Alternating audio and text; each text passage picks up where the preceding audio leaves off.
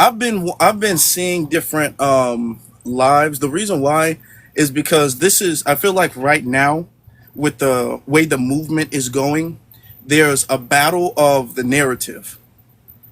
And the word tether is a word that is necessary. It's necessary for us to use because the word tether illustrates a problem or it illustrates a person who is problematic. Okay, we're singling out problematic individuals.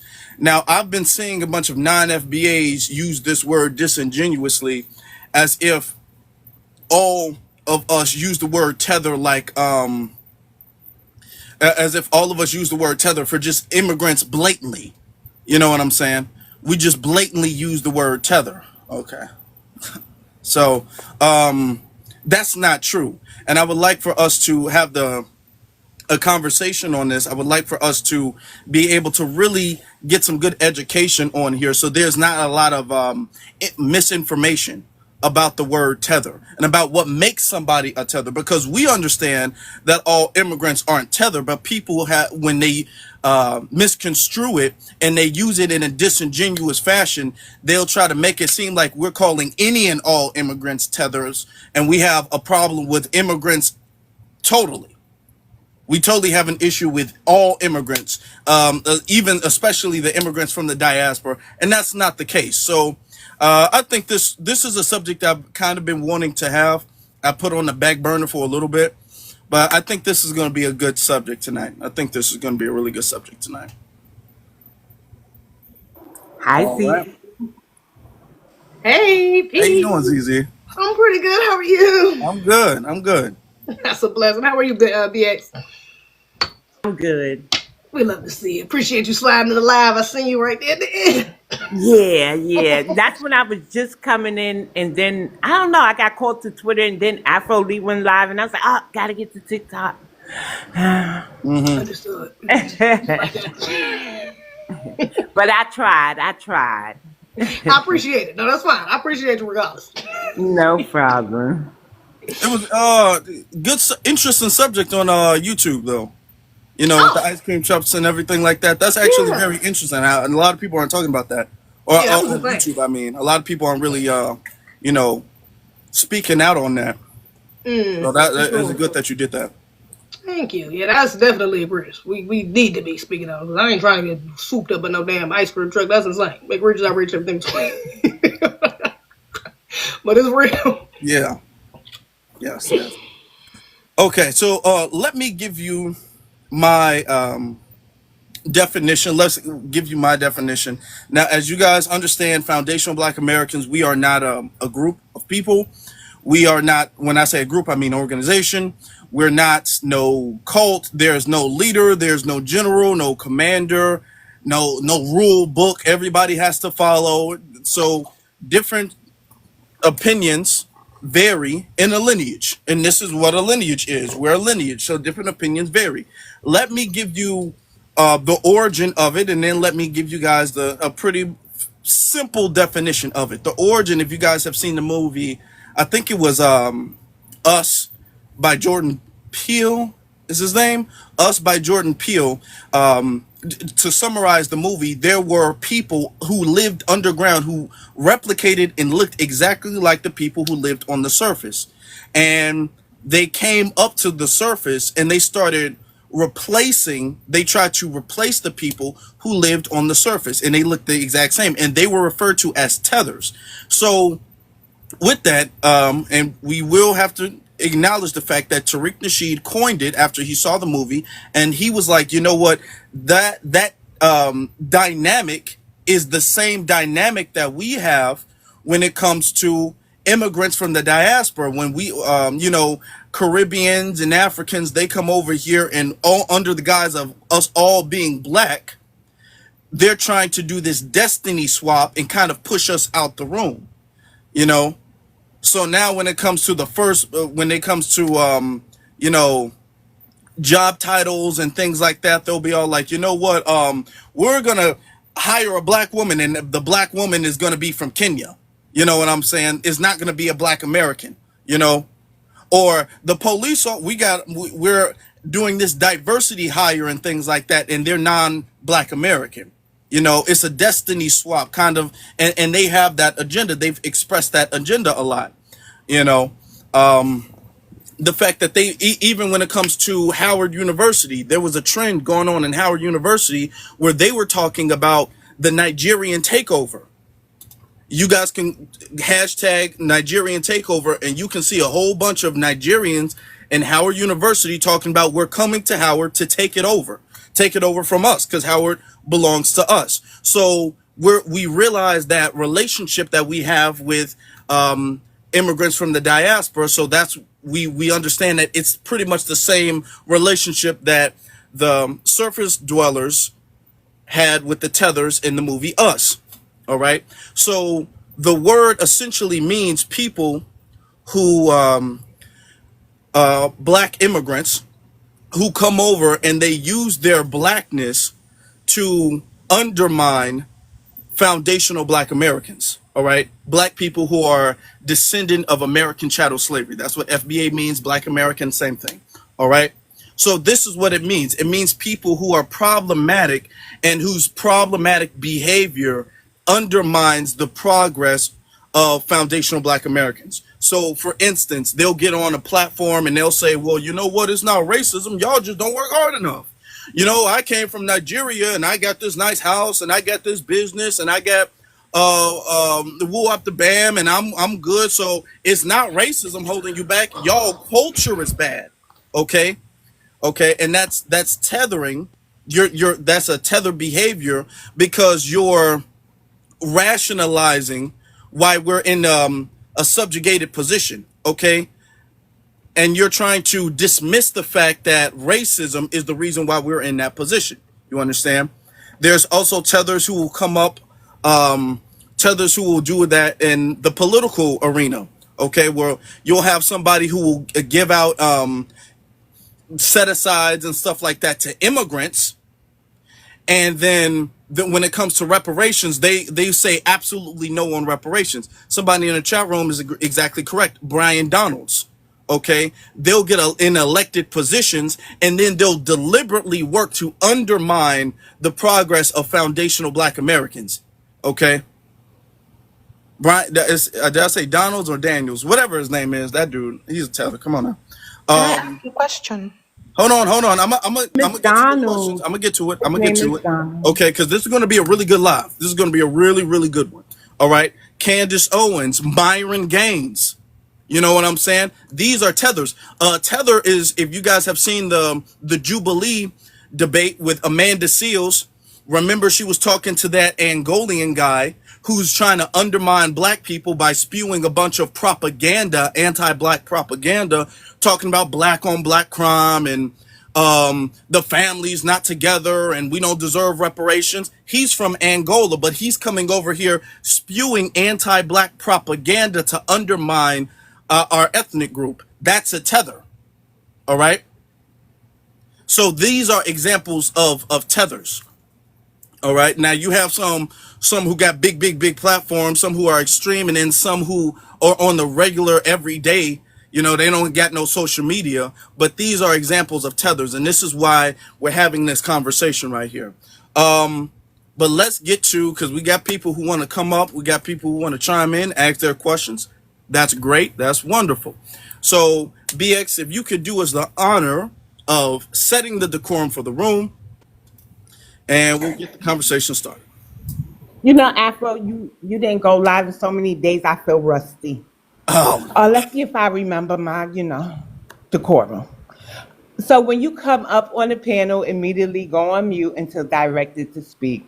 When directed to speak, please leave with your ethnic group. And if you're over 18, you don't have to give your pronouns unless you want to. That's not required. I ask that you keep it TikTok-friendly language only. So if you're new to TikTok-friendly language means you have to code your words. You have to talk as if you're talking to a child. Like you wouldn't want to tell your 5-year-old some of the things like schmurda, unalive, grape, self-deletion, hard candy, Mary Jane, and if you are unsure of how to say a word in TikTok code, then spell it out. We'll get it. Now let's go back to ethnic group, right? So race is basically unconstitutional in the United States of America. We no longer lean off of race, we go by ethnic group. So my ethno group is African American slash Black American, but I culturally identify as a foundational Black American. What that means is that my ancestors can be found on a United States of America census, and they were in the United States of America between 1863 through 1865 and found on a United States of America census. Okay, we understand that not everybody was enslaved. We understand there were free people here during that period. So if you are American Indian, or you identify as African American slash Black American, Solon, Ados, like we have so many names. So if you are of the lineage during that time period, then you are a Black American. Please identify as such. Anybody whose ancestry does not fit that time period, then you are not a Black American. You are your country of origin. So if you have two parents that come from the island of Jamaica, then you are Jamaican American, Haitian American, Trinidadian American, St. Lucian American, Nigerian American, Ghanaian American, and let me see what other country, Ethiopian American. Also, Puerto Ricans, Dominicans, Mexicans. Those are your ethnic groups, right? We're not doing race. But if you, I guess that's it, right? Because we're going by ethnic group, not race. Okay, so that's cool. But I Yes. want you to know, if you're Afro-Latina, I do not want to have this same discussion. I understand that you may have African ancestry. That is your African ancestry as it relates to your island. It is not a Black American, United States of America, U.S. descendant of chattel slavery type of Black American. Let's be clear. So do not speak the us, we, how, and how come. And I don't care if you come from New York, honey. Proximity does not make me you, and it does not make you me. Okay. See that orange heart up there by Afro Elite's name? Click that orange heart and complete the daily mission to help keep them in the algorithm and improve the rankings. Also claim your points after you complete each step. That helps you with your journey in his fan club. Thank you. Yep. Oh, tap the screen, share the live. Let's get some people in here. I'll end. Yes, absolutely. All right. So, ZZ, talk to her. What do you think about what makes somebody a tether? Would you like to give your take on that before we get to some of the other speakers? Absolutely. First though, BXQ make me mod or make this page a mod right quick as well. Afro Lee has to do that. You have to make that page a mod for ZZ. Yes, Afro Lee. please. Yeah. But yeah, firstly, tether is such a has been such an impactful and necessary term for us to use. Shout out to Tariq for coining that, honestly, for putting that out, because it is such a on point descriptive term for these people and their actions. Okay.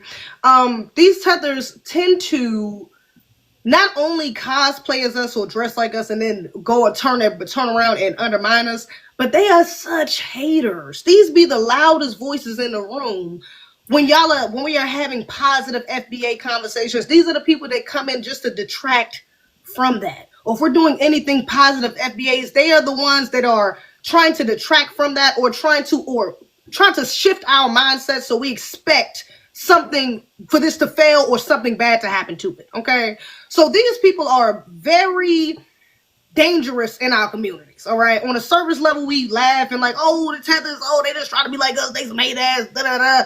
But like when we go deeper into it, these people are really coming into our spaces and causing disruption, and not only, and moreover, not just this disruption, but destruction. They're actually dismantling some of our cultural spaces, cultural pieces, things of that nature. Like this can be a part of our ethnic erasure if we allow them to continue. Okay. So yeah, tethers are not welcome to me. I don't rock with tethers. Tethers some hating ass non-FBAs. What did Paul Mooney say? They want to be a nigga, but don't want to be a nigga. So yeah, and they're pawns for the white supremacists. They have to be watched. Have to be checked. All right. Yeah. Well said. Well said. Now we got some people. Now let me see. I would definitely want to give your thing on this. Formidable force of nature. You said you had a question you wanted to ask, right?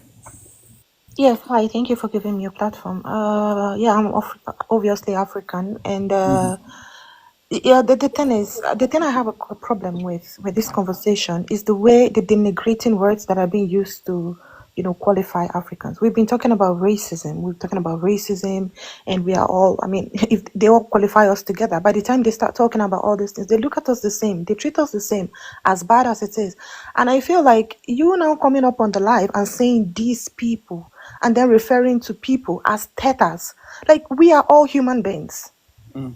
That is number one thing I think all of us needs to first of all acknowledge. Like the hate we have amongst each other, it needs to just end, for God's sake. Like it's getting out of hand. It's not healthy for you guys. It's not healthy for us. It needs to stop. And that's it. My major question is this: the reparations. There is nobody in this world with their right thinking brain that will stand against the fact that black Americans have every single right to reparations, especially because of the evil that has been done there. I don't even want to think about it because it's too horrible to think about. But then, how do you think it's possible for you guys alone, the FBAs, ADIOs alone, to fight for these reparations on your own, while you're hating every other African that could join you guys to do this fight? There is no space for us to come into the picture to join the fight. Whenever we try to, we are being treated the same way white supremacists are treating you are treating other black Americans. Is the same way you guys are treating other African Americans that are living in the USA. There is no platform. You feel like you're more superior to us and that we cannot be where you guys are. I think that's another challenge. Now, another thing that I'm saying, because hearing from this lovely lady, which I thought she was extremely beautiful and she spoke smartly, but then when she said these people, she lost me there. I will be very honest with you to say that, because I expected a whole lot more, from checked out your profile, and I thought maybe you're going to come and say something. Let's try to One see if we moment, can one have moment. a leveling Let's be ground. mindful. Let's have a Hold on. platform so that we Hold can all on. have a Hold on. conversations. For God, Ma'am, please let me finish. I'm you're almost saying, done. okay, so you're saying a lot. You're saying a lot. You're saying a lot. Take a breath. Take a breath. The prompt is about a tether, and we're giving the definition. I don't even know why our reparations was brought up. We were never unified due to certain actions from certain tribes on that continent. Some of our ancestors were cast away, right?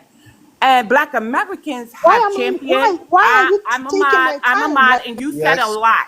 You've been coming. You're kind of why are rude. you speaking You're on my kind of time, rude. man? Yeah. I'm a mod. You've been saying a lot, and I wouldn't I've not let you said go. anything Hold on. yet. I wouldn't let you go, but you checked ZZ's page, and you're doing a lot. I think sometimes, Afro, we need virtual protective orders from Shut the these fuck up. Ain't people. nobody have time for Oh, this Did she say bullshit. shut it's the time f for you to up? go. Was that her? Yeah, it's Oh, time for you to go. ma'am, do you know I'll Okay, drag you BX. in real life? Let me address that. Okay. Let me go ahead and address what she has to say, or what. And I was waiting for her to finish, but let me address what she has to say, because she's not here now no more. We set the decorum of the room. Okay. We don't tolerate that behavior. We don't do that. Okay. You'll get a chance to speak, but we don't tolerate that behavior. Let me just expand the room so I can have more people come up and speak for a second, right? Here's the thing. Hold on. Here's the thing with that. The whole they all treat us the same and everything like that. We're not. Everything isn't about. And as interesting as this is, I want y'all to follow me.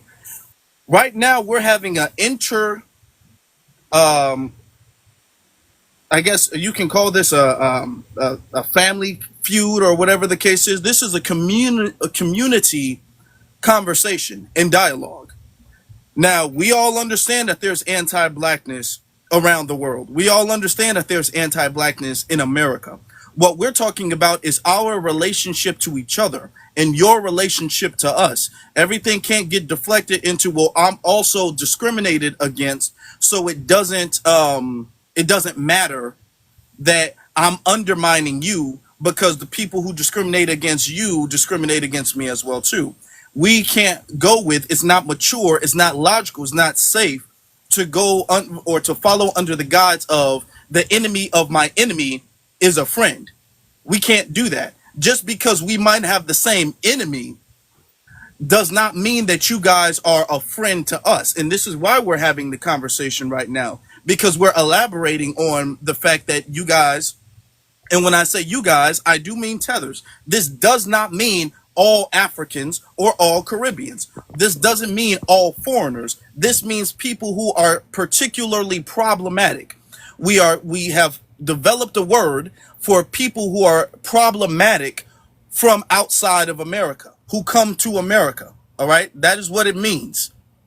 Okay? You have to, is a certain action that makes you a tether. You are not just by definition automatically a tether. All right? Just like any black person isn't automatically a sellout. Their behavior makes them a sellout. That's what it is.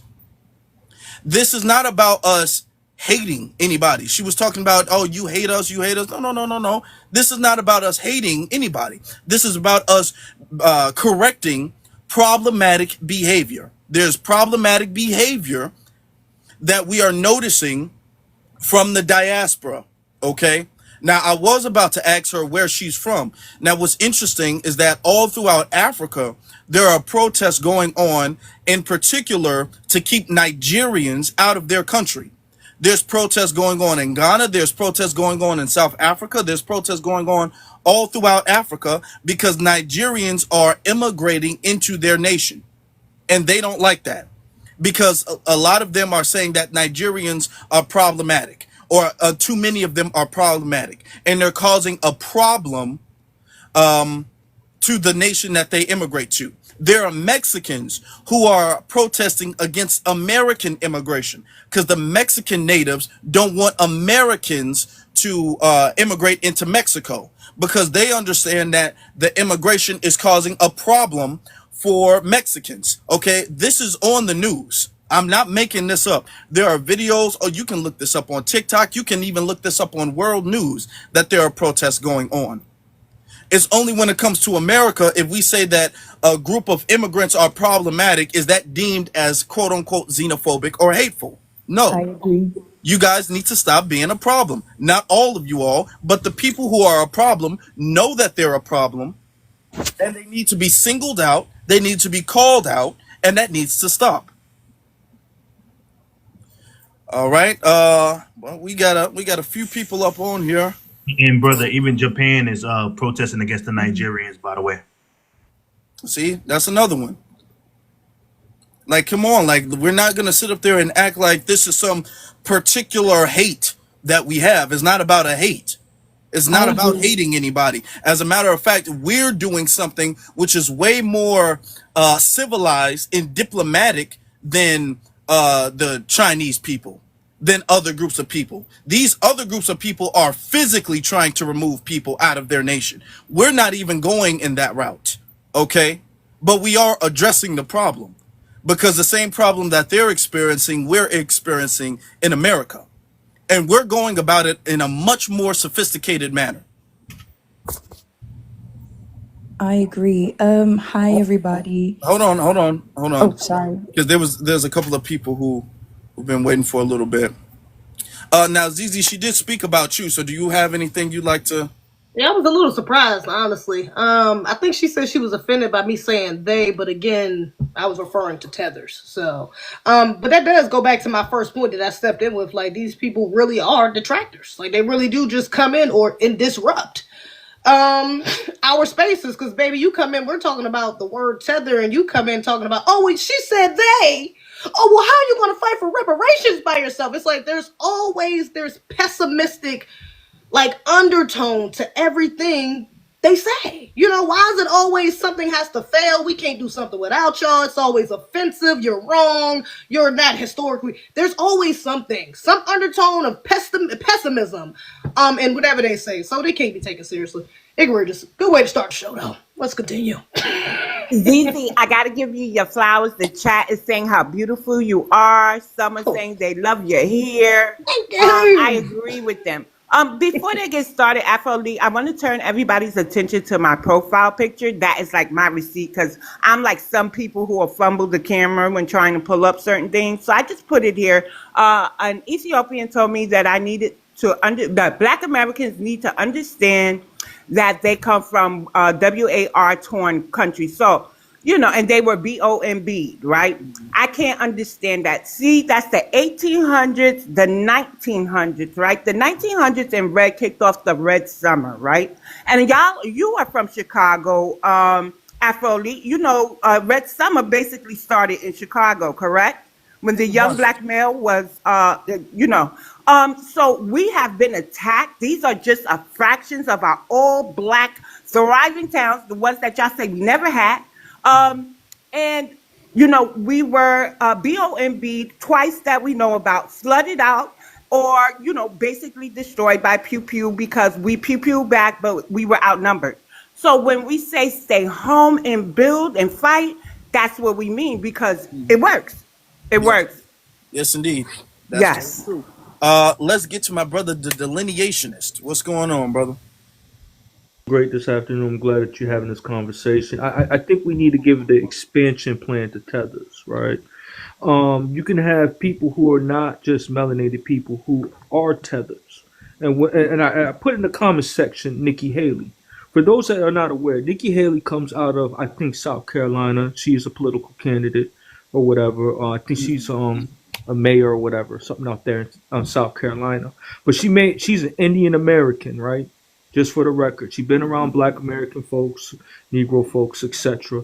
She said disparaging things about slavery in regards to Negro, Black American folks, and stuff of that nature from the lineage, and downplayed it. I've come to the conclusion that melanated is not just melanated tethers. You also have people who are acting as if they're white tea people, and they go around and say the most egregious things. And this woman is actually an Indian woman, but she dyed her hair like a brunette. She got her nose fixed like a white tea woman and everything else. And she's cosplaying and she's showing the division in that other community too. So I look at it as like a sword. It's a double-edged sword on that. When it comes to tethers, you got the clear skin versions of the tethers, and you got the shirts, like shirts and skins. You get where I'm coming from? So that's where I'm coming up the lane with and saying that we need to get the expansion pack going for some of these type of individuals. The expansion pack. It's not just the melanated ones, it's also the light-skinned ones as well that's been acting a fool in regards to the advancement of our people.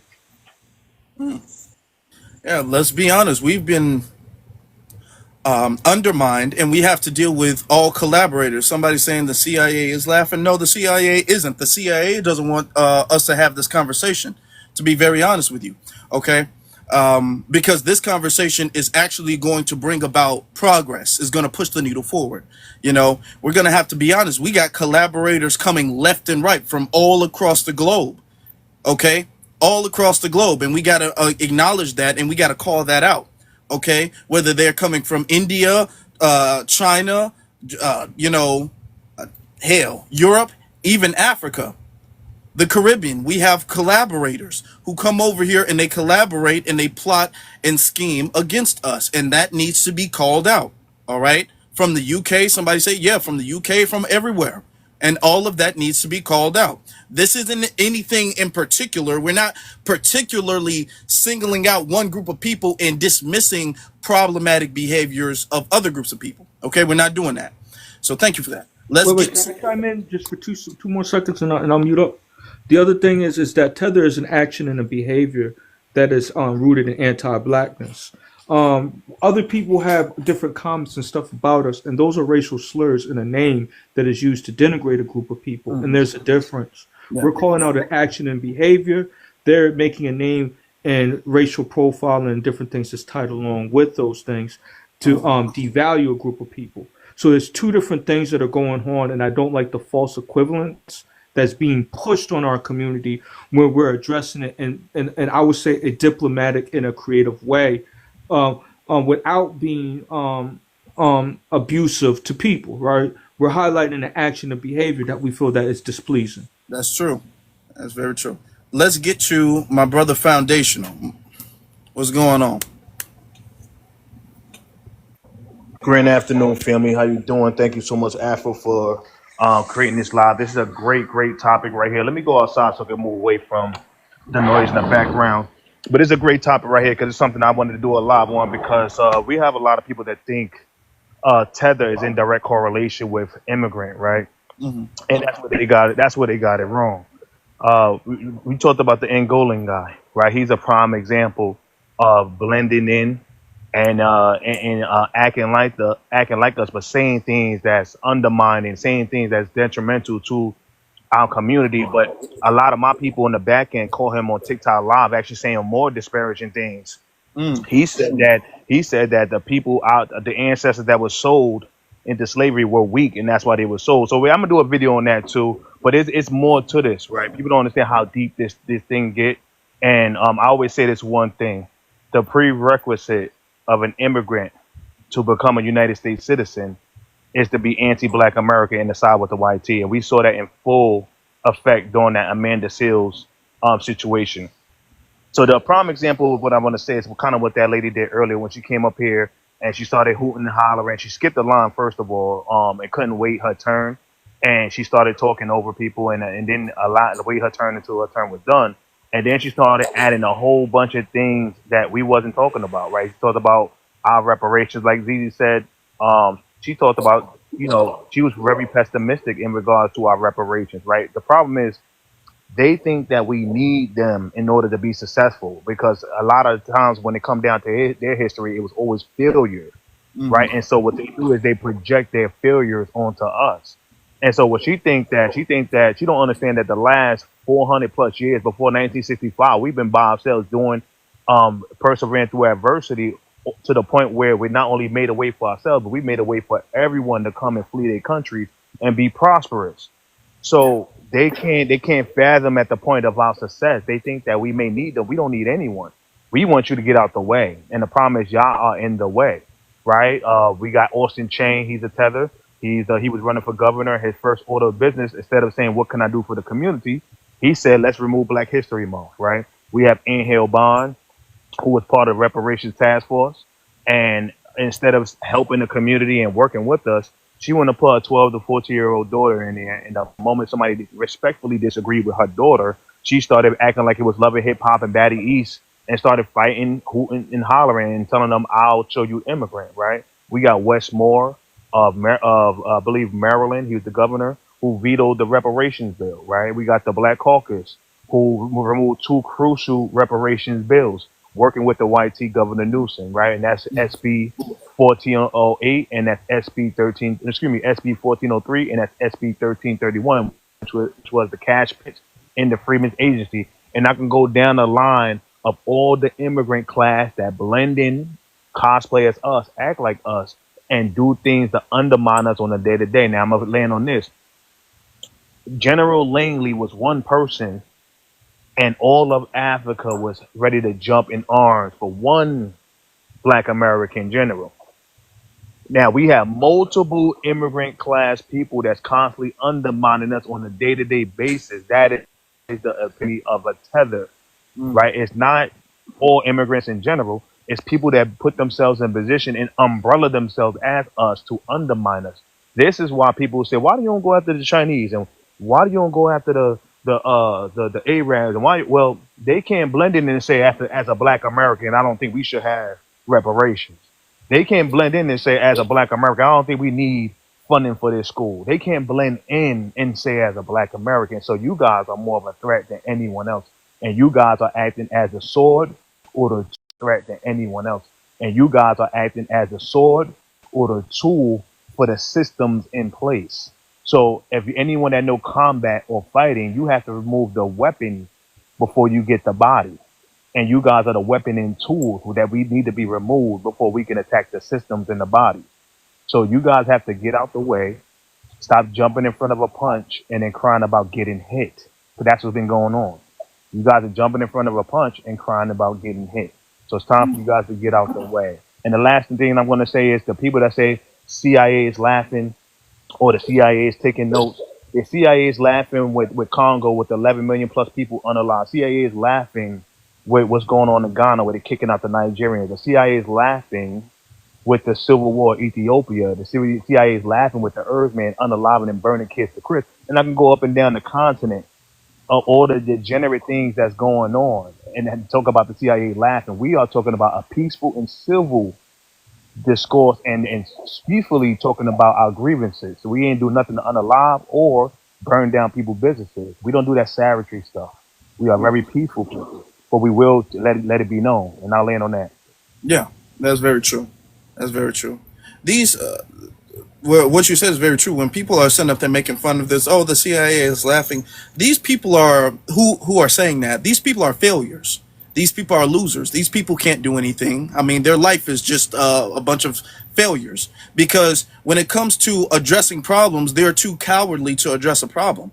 And if a man is too cowardly to address an issue or a problem, he's damn sure not going to solve anything. He's going to be a man of no solutions, a man of no progress, a man of no achievements, which is a useless person. These are useless people who joke and laugh, and yet they suck up and tether and parasite off of resources from another group of people. Sacrifice. Real men sacrifice. That's what they do. All right, we're going to get to Blue, and then we're going to get to Beanie.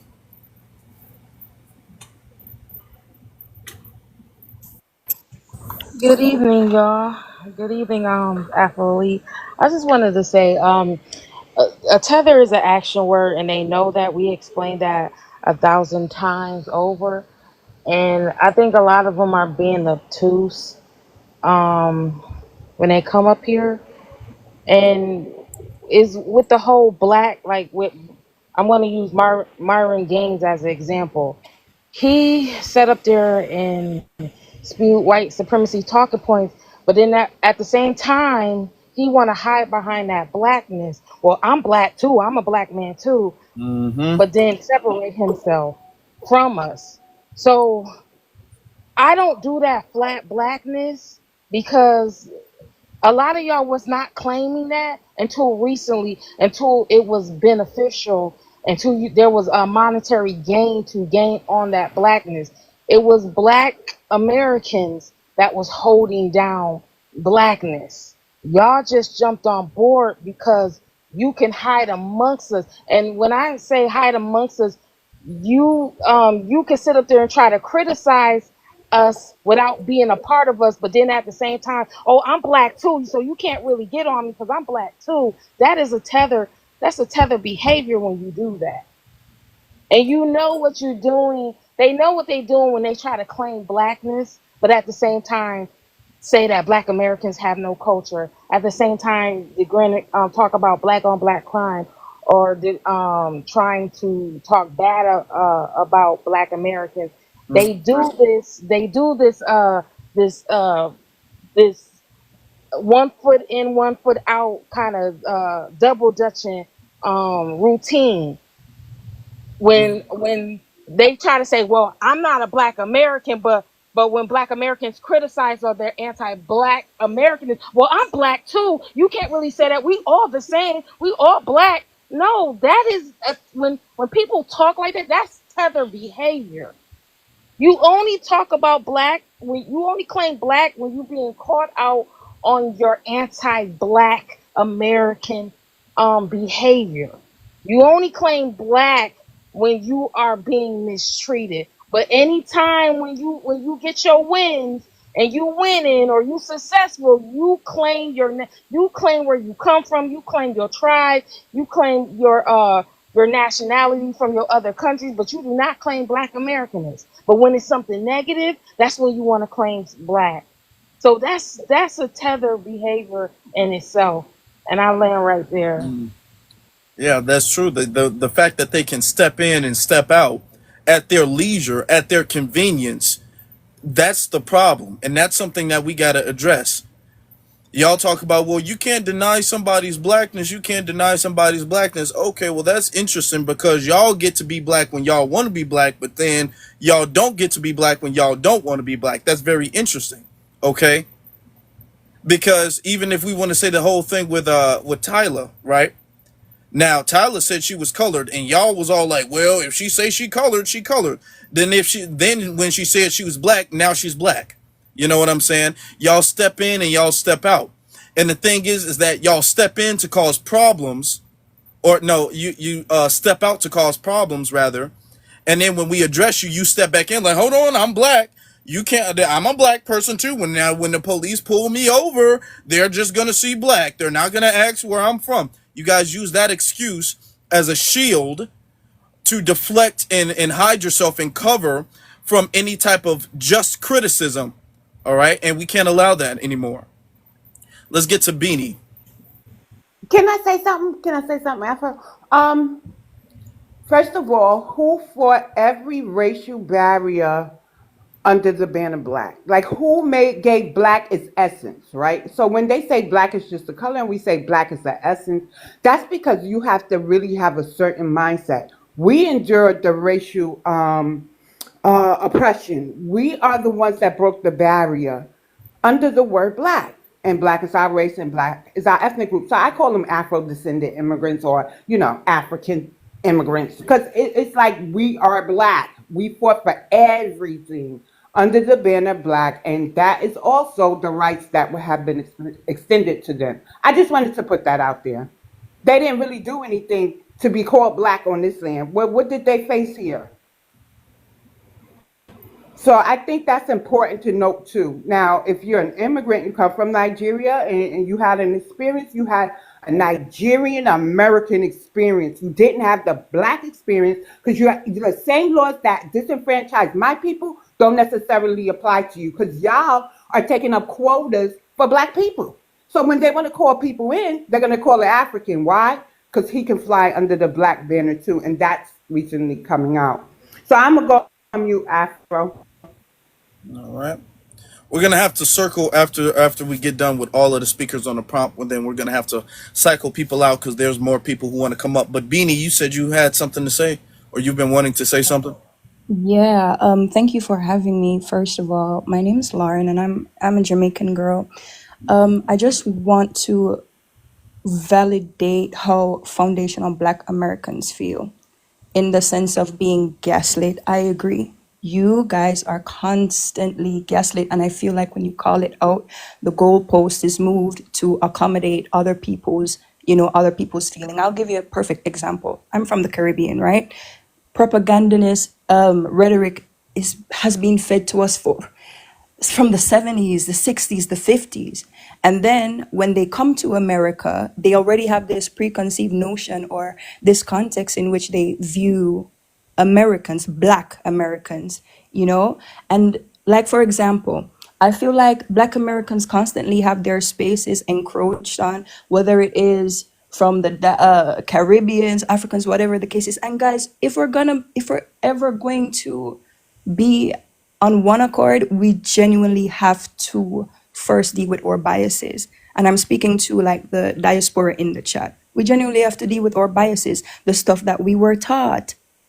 Let's be very much for real. Coming from where I'm coming from, they say the number one thing is, oh yeah, Black Americans are lazy. Bitch, it's not lazy. It's work. It's not wanting to work and not being paid what you need to be paid. They're not going to be used. You guys are not going to sit around being used. So when you come over from the Caribbean after the white man comes and say, yeah, you can work because the Black Americans are lazy, so come work and we'll pay you. When you come to America and you work and you get your chum change, bitch, Black Americans don't want to work for that because they know their freaking value. So guys, we have to address our own biases for real and stop playing the hypocrite and stop moving the goalpost. And also for the diaspora as well, guys, the diaspora is divided among itself. Don't be fooled. Do not be fooled. Yes, when it comes to enjoying and coming together and have a nice time and do all of that, yeah, we do that. But on any other day, go on Twitter, go on Threads, look at Haiti versus Jamaica, this, that. And I'm just being real about it. We genuinely have to address our own biases before we come for Black Americans. Bitch, you come to America. Who do you think created these opportunities? I love Caribbean people. I love African people. But we have to be real. Who tilled the soil for you to come and reap the fruit? That's what I'm about. So I don't want to take up you guys' time, but I just wanted to validate how you guys feel. You guys are being gaslit. It is very much so true. The goalpost is constantly moved. Look at Essence Fest, for example. That whole jambalaya jollof shit, bitch, I'm Jamaican. And I even was offended by just the how do you say, the font in which the whole jambalaya and jollof. I was offended by that shit and I'm Jamaican. What I'm saying is, guys, diaspora, we have to address our issues and give fucking Black Americans their just due. Give them their credit. Respect them. It's a reason we left where we're born to come here. That's all I'm saying. And Good night, and guys. and now they're doing it to the Caribbeans. Now, I heard not here in the UK, the carnival they trying to Africanize it and making the Africa carnival. Literally complaining they don't want, oh yeah, Caribbean is, carnival is for Caribbeans, we don't want Africans in the, like, it's so blatant, it's so out there, but make Black Americans say, we want our spaces for us so that our history and our culture remains and is dominant in this space. It's now an issue. As a Jamaican, I dare anyone from the diaspora to tell me, oh, yeah, they wanna come into Jamaican and bitch, you bumba clad, come where, do what? So you guys do have a right, and this is not me trying to kiss your ass. This is me being genuinely honest and also confronting my own biases that were instilled in me. You understand? So that's what I wanted to say, guys. And good night. Well, thank you. Thank you. Good You know night, what I'm Beanie. saying? It's you know, it's good. You see how civil we can be? You know, everybody for the most part is getting along. You had one lady who kind of was, you know, very emotional. But you know what I'm saying? You see how progressive this space has been so far? Zizi, do you have anything you want to say before we get to the other two speakers? Bumper clot. Shout out to Beanie. Shout out to the crew. Yeah, I'm fucking with the accent, but no, shout out to her. She on code for sure. That was lit. She said what she needed to say. That was I ain't got no critique for that. That was what's up. She on code. Okay, cool, cool. Anybody who, if after we speak, anybody who wants to volunteer to drop down for a little bit and then come back up. I would drop down. Okay, all right. Thank you for Let's having me get up. you. And yeah, shout out to Beanie. Appreciate you. Appreciate you. Let's get you. What's your name? Fuego. Wago, Wago. Fuego. Okay. What's going on? How you doing? Good, good. Thank you, Afro, for bringing me up. To BX, you are amazing. I will always say that. And to the lovely Zizi, is that the name? Yes. You rocking rough. You rocking rough and tough with your Afro puff. You know what I mean? Yeah. So I want to speak to the to what makes someone a tether. I One ground thing, myself. I see the name, but we still need your ethnic group. Oh, my bad. And I also see the flag too. Yeah. Pop just turned 87 on the 20th of August. He was born 1938 in Holly Hill, South Carolina. On my mother's side, my grandpa was born in, I think, New Ellington, South Carolina. So, yes, I do go back to 1863, further back. But, yeah, so I'm totally foundational Black American, right?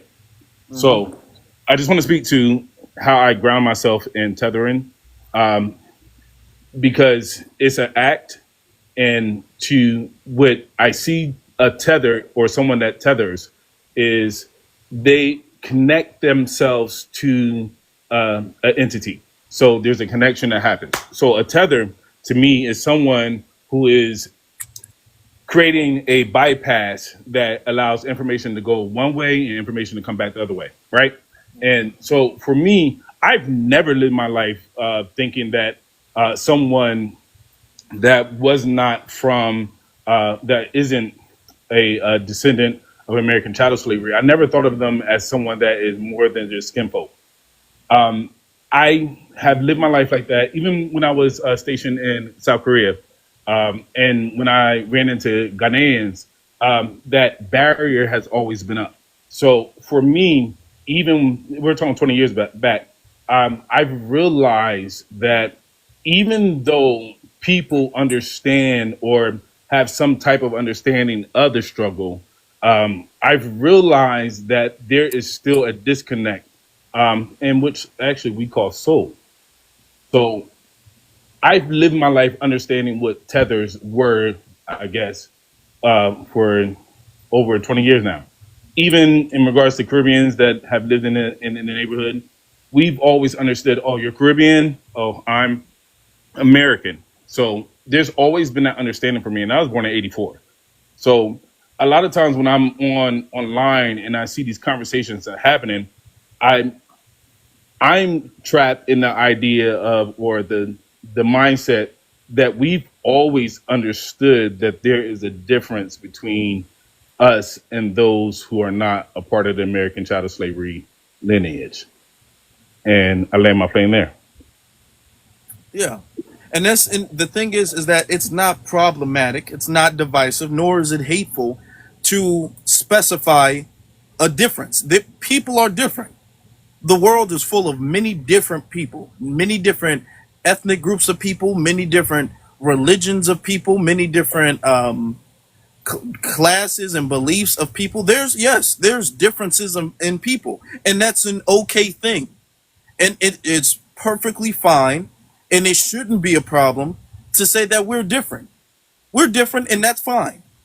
Okay, and that needs to be respected. Our differences need to be just as much respected as you guys want your differences to be respected. All right, you guys don't want your culture to be universalized and everybody gets to claim it and everybody gets to partake in it and everybody gets to remix it. Beanie was talking about, for instance, the Essence Fest. And what's interesting about that is that when we voice the same issue with the cultural erasure of Essence, people were gaslighting that. And it's very interesting is now we're seeing the Caribbeans are voicing the same issue when it comes to essentially their cultural erasure of Carnival. But you're noticing how the conversation and the narrative is different. The conversation when it was us, the conversation about us doing it was about us being jealous, xenophobic, nationalistic. And then the conversations when the Caribbean is upset about Carnival, it's not them being jealous. It's not them being xenophobic. It's not them being nationalistic. Okay? It's about them protecting and gatekeeping their culture. So we're judged on a different standard, and we're not going to go with that anymore. All right? Can I just add on to that too and say, for all of the tethers that come in, not only this live, but in general, and say things like, oh, we're all this, we're all black. You know, we already have to deal with that level of kind of pushback with our own people, if we're being real. There's many of us, although there are a lot of us who are onto this delineation movement, especially the elders, a lot of them are not on it. I've said FBA to multiple people, and they're like, what the hell are you talking about? Nigga, I'm black. Even my flag, I've had FBAs say to me, older FBAs, just the other day, an FBA brother, he was like an uncle, should I say? He was like an uncle. He's like, yeah, what's that flag mean? I'm like, it's the Black American Heritage flag. Oh, what you need that flag for? Your skin don't say enough? I'm like, no, it doesn't, because my skin could look like a lot of other people's skin, you know what I'm saying? So we already tied. Like, we already got to deal with our own people as far as delineation and explaining, like, look, we ain't not trying to be black. We are, the details within that. I'm not trying to sit here and have to explain it to you as well. So you can come in and say we're all black, and I'm going to say, get your ass on somewhere else, because we already know that. That's not the point. So yeah, we tied. Mm-hmm. That's like saying we're all human at the end of the day. Exactly. It's the same white supremacist logic, honestly, because they said the same thing. We're all human. I don't see color. I don't see ethnicity. Now it went from I don't see color to I don't see ethnicity. Like, okay, all right. Yeah, yeah. I always switching the argument, changing the argument. Cousin, how you doing, brother? Finding you, my brother. How is the panel doing, ZZ? You looking as beautiful as ever. Thank you. And to my moderating queen, BX, thank you, beloved, for continuing to do what you do on the panels that you work on and you rock them properly. Thank you, What makes a cousin. tether? You quite welcome, sister. My stance is this. If you from the diaspora, wherever you may be, have not and are not doing or saying things that are detrimental to FBA, I want to know, why are you coming to the aid and the defense of those who are? Because you're not making any sense there. In America, we all say we are individuals and we are responsible for our own actions. That is what it means over here like this. So when we say someone is doing something against us, if it's not you doing it, don't come to their aid and protection. Because the longer you come to their aid and protection, the harder we have to go against this.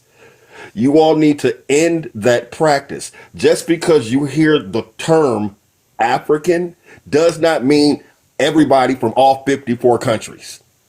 It's the person that came over here, said and did something that we foundationals said is wrong and is working against us. And we are not going to tolerate it anymore. Any action that works against us is going to be purged, removed from our presence. It doesn't matter what your skin tone is in this regard. If you're not working with me and helping me, then you are hurting me and us. And we are just done with it. I can only say that there is nothing on the continent that I'm jealous of. There's nothing on the continent that I am envious of. I need that particular wishful thinking that they have. I can put that back in the proper box, but it doesn't fly here. And I'll go on and land with that one right now, brother. But thanks for giving me an opportunity to get up here and say these things. Of course. Thank you. Thank you. Everybody, let's tap the screen. Let's get the likes up. We got close to 300 people in here right now live, so we can get to 50,000, 100,000. We tend to go past 100,000 every live. So we can easily get that done, especially considering how many people are in this room. So let's get that done. Let's everybody tap the screen. I want to get to what's your name? Alvito. Alvito, you can unmute yourself.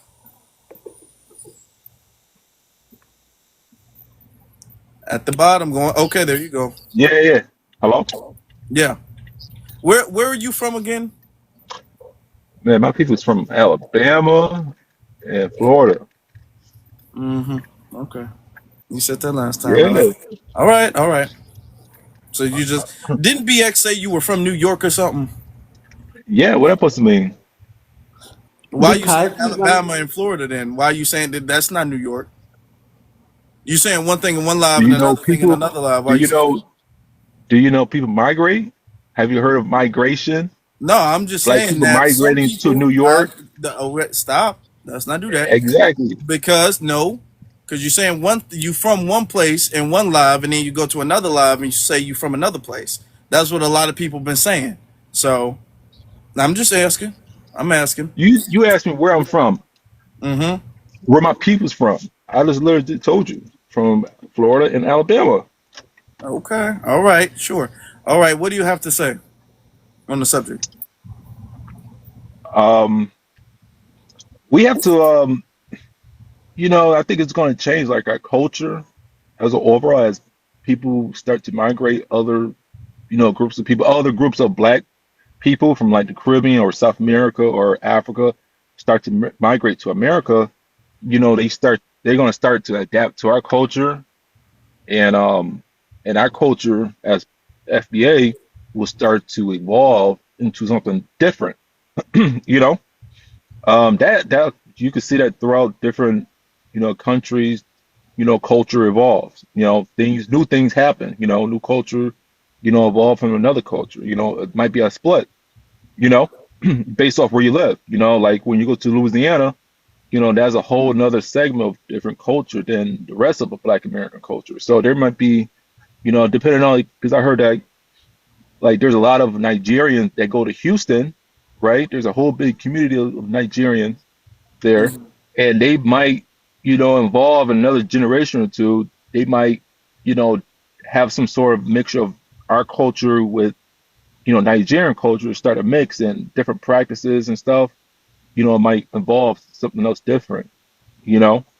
So, I mean, it's just going to bound to happen eventually. Well, here's the Just thing. just because of people migrating, people going to migrate here no matter what. Yeah, You and know. the thing is that that's happened for a very, very long time. And people have been migrating into America for a very, very long time. The truth of the matter is that we are the culture of this country. It's not like we have a culture of the country. We are the culture of the country. Okay. So when they come over here, you see them adapting to, like you just said, you see them adapting to our culture. You see them emulating our culture. You see really them abandoning the previous culture that they're from and them adjusting to and replicating our culture. You see them becoming more like us versus us more And you like can even them. tell the You see difference. them, You can even tell hold on, no, what no, they no, look like. no, hey, you see them dressing more like us, speaking more like us, listening to our music, eating soul food and barbecue and all of this stuff. Now, there are remnants, of course, and nobody is saying they're not. There are remnants of their culture, but when they come over here, especially the first, second generation immigrants, they come over here and you see them emulating our culture, which is why oftentimes they'll cosplay. They'll Right. cosplay. Hold on, they're cosplaying because they're acting like us. They're not acting like how they were acting when they were back home in their country of origin. So the thing is that we are the culture of this country. We will always be the culture of this country. Will we? Perhaps is there maybe a dish that some Black Americans might like that comes from the Caribbean or Africa? Okay, and there's nothing wrong with that. There's nothing wrong with us liking and appreciating other people's culture. There's Black Americans that eat Chinese food, Black Americans that eat jerk chicken, Black Americans that eat oxtail, and all of this good stuff. There's nothing wrong with that. However, that will never be the dominant culture. That will always be that will always be a foreign culture here. You know what I'm saying? But That's the thing it's, is no matter though, how, because but the thing we've is been though, here for too long. We've been here for too long. Our roots are too deep for another right, right. plant to come in and then talk about their blending in. No, we're the big tree, and everything else is plants that just got here. But the thing Okay. is though, I'm talking about there's a big community of Nigerians in Houston, right? Hmm. If they develop into their own, if they grabbing different things from the African American culture and bringing it to their culture, fuse it with their culture, is going to be another type of culture in Houston area. It's going to develop as something else different. It might be a different name. You know, Okay, just so like you're saying Louisiana. that Louisiana, when you go to Louisiana, so it's a you're saying different that culture. Nigerians are going to take our culture and blend it in with their culture, and then they're Yeah, going to because have there's a this like big. I heard hybrid that. culture of Nigerians in FBA. Is that what you're saying? Yeah, yeah, or it could be some like Ghana or that's what I'm thinking. I'm just thinking hypothetically, like there might be, like if there's a community, if the government allows a particular groups of people to, to plant their community and grow, like when you go to like New York City, Hmm. like there's a Chinatown, right? Hmm. They got their own space, but there's the same thing that's happening in Houston, where it's like Nigerians and other West Africans are planting their own community. They everything's gonna be Nigerian, but there's gonna be a mixture of different of African American culture or something else, and it's gonna be a blend of another segment like Louisiana Creole, you know, like jambalaya, seafood This gumbo, is this is you know. awesome. All of these things, when you talk So about that's gonna be Louisiana another Creole, ethnic listen, group. So what I'm no, saying is no, gonna be no, another because hold ethnic on, group No, of. no, no, hold brother, on. no, no, brother, because the That thing don't is sound Thank that you. all of this is our culture. When it comes to Creole. Creole, when it comes to They go. when you talk about FBA Creole, when you talk about FBA Gullah Geechee, when you talk about FBAs from the South, when you talk about FBAs from, first off, different parts of the South, New York, Chicago, LA, all of this is our culture of Black American. Okay, then there are subgroups within one culture, okay, within one umbrella. We're a very big people. It's a very big nation, okay. So the histories and cultural differences of state to state is a little different, okay, because we got big states. Some of our states are as big as y'all countries, okay. So there's differences there, but the thing is, it's all under the guise of Black American culture, and that Black American culture is and has always been the dominant culture. You've never seen an immigrant come over and then even create a half breed. The best you'll see, or the most you'll see, is that immigrants come over and they keep remnants of their culture with them. But at the end of the day, when you come to another person's land and you stay there and you live there, that person, that culture will become the dominant culture. This will never be a half breed thing. If you're talking about Nigerians, if you're talking about Nigerians creating, I guess, some type of enclave where there's like half Nigerians and half Black Americans, that's, if that does ever happen, it won't be a significant thing. Truth be told, Look at that Somalians will in never be Minneapolis. a trend. That will never be a thing. And here's the thing: there won't even be a half breed of that culture. Okay, you see oftentimes, and I have family in Texas. I've been to Texas multiple times. You see oftentimes they pick up their own culture when it comes to certain events. They pick up their own culture occasionally, but for the most part, our culture is the dominant culture that they live by. Our slang is the dominant slang, in our verbiage, in our dialect, in our mannerisms, is what they replicate on the regular basis. And then All only right. on occasion do they wear their dashikis and then do their tribal things like that. For the So most part. dialect, May I right? say this? One So minute, Alvito. 1 minute, Alvito. So I don't think that you pay attention to when by ethnics are speaking. They separate the culture. They separate the culture for us. They say my mom is Nigerian and my dad is Black American. And in my household, I've seen both sides, and that talk there. They know that there's a distinction between the Black American and the African person. That's the parent. In New York City, because I know you're from upstate, I don't know if you still live here, they have little Ghana, they have little Haiti. So they don't too want to mess and be a part or assimilate into our culture, or they wouldn't be their little enclave, right? That's why Chinatown has its little China and there's little Italy and stuff. And those areas are predominantly for their people, okay? Now, will they celebrate an American holiday? Yes, but the food is theirs. They may make a turkey, but the rest of the food, the sides and everything is theirs. They keep parts of their culture and they make the distinction between our culture and theirs. There will be no ethnogenesis of a merger of cultures. The immigrant parent will always be remembered as the immigrant whose culture was a bit different than the Black American, sir. Let's stop it. Let's stop with a new ethnicity. No, won't be no new ethnicity. They're bi ethnic. And depending on how they marry, the foundational will stay, or the African will be the most dominant in their household because they'll keep marrying, somebody from an African nation or something. So I don't think there's going to be some new ethnicity or something like that. No, there It all won't right, just, I be. get what There you're won't be saying. no hybrid or thank you. anything like that. And nobody is saying that to BX's point, that your immigrant background, if you're bi ethnic, needs to be ignored or dismissed. But let's be honest: if you live in America, your background is half FBA and half something else, or whatever the case is, majority of the time spent, unless you're in some type of enclave, is going to be around Black Americans, and that's going to be the predominant culture here. All right, that culture will take over. This is the reality of the situation. You can like it or dislike it, but it doesn't change anything. All right, that's just what it is. I see what you're saying. Like the Italians, they have their like their community and like their own dishes. They keep that from generation to generation, like pasta, spaghetti, all that. So like I see with the FBA, we try to gear towards more like that, right? Have our own, foundation, I guess. Our own community, right?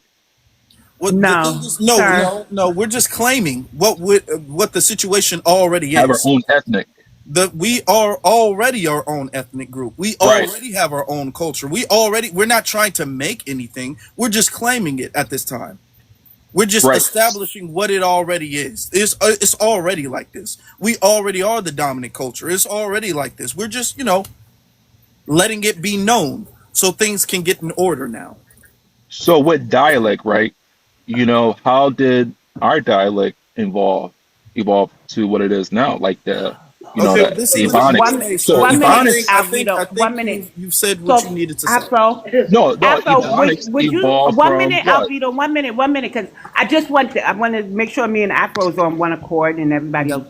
So when he asked that question, so foundational Black Americans, I say that it's like a resistance to our government and the way they reclassify us because we know who we are. Plus, with the height and the influx of such immigration, one flat blackness doesn't work for us. So we're making a distinction. Would you agree with that, Afro? Yeah, that we have to delineate.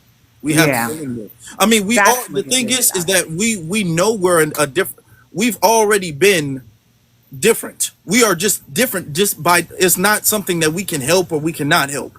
Okay? No matter how much we don't want some people don't want to claim it, you're still different. Okay?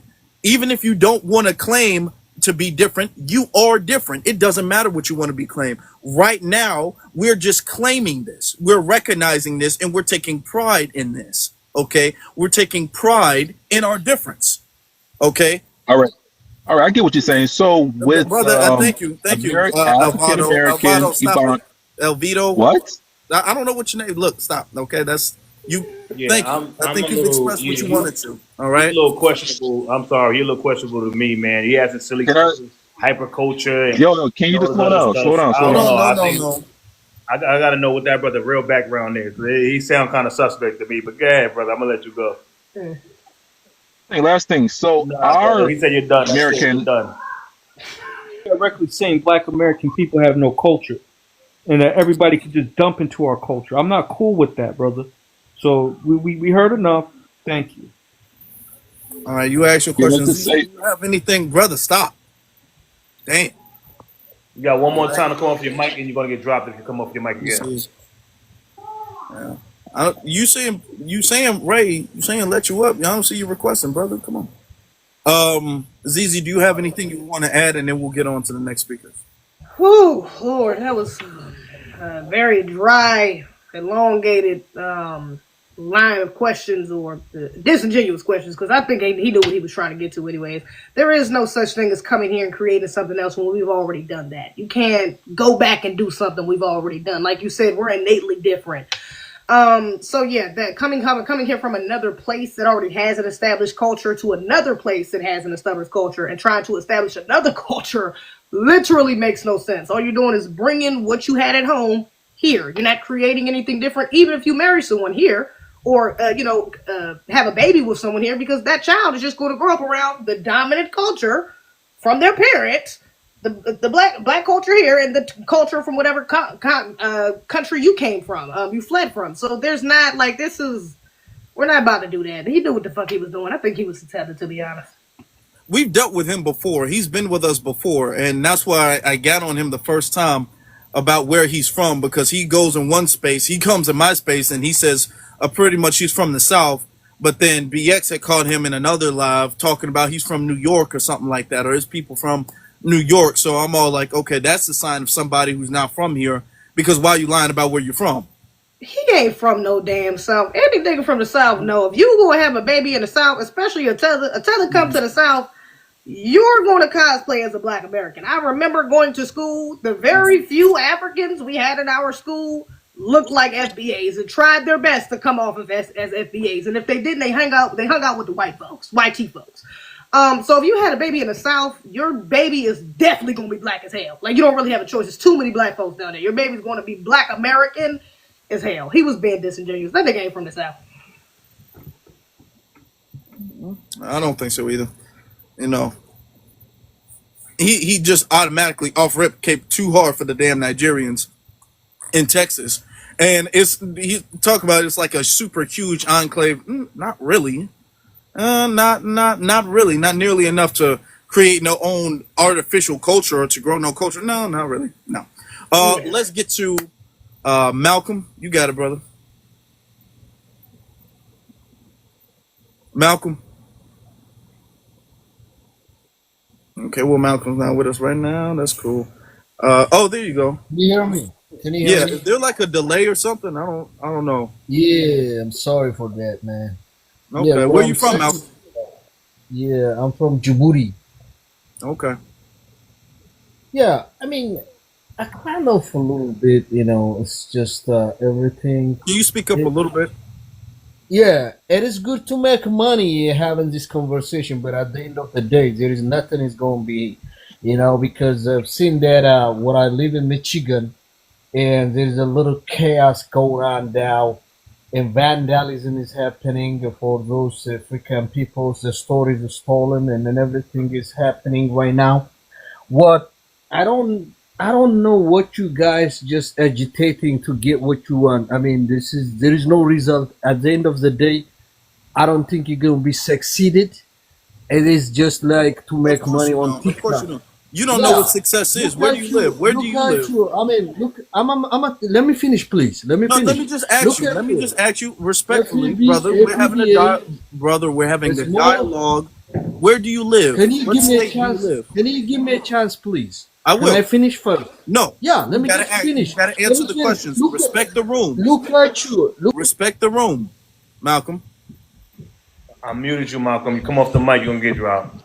Malcolm, where do you live? What state do you live in?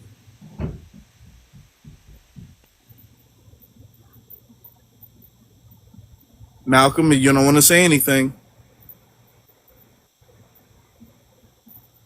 The Now, what's trafficking. interesting, Hear I me? remember Malcolm. I Hear remember me? Malcolm. Malcolm, I remember Can you you. hear me? Yeah. I'm yeah, you're light skin. Look at you now. Hmm.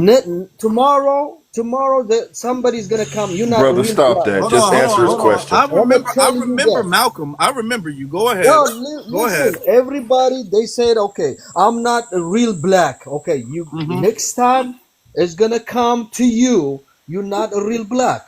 This Hmm. not gonna stop. Trust me. This not gonna stop. The fight is gonna be keep going. You cannot stop it.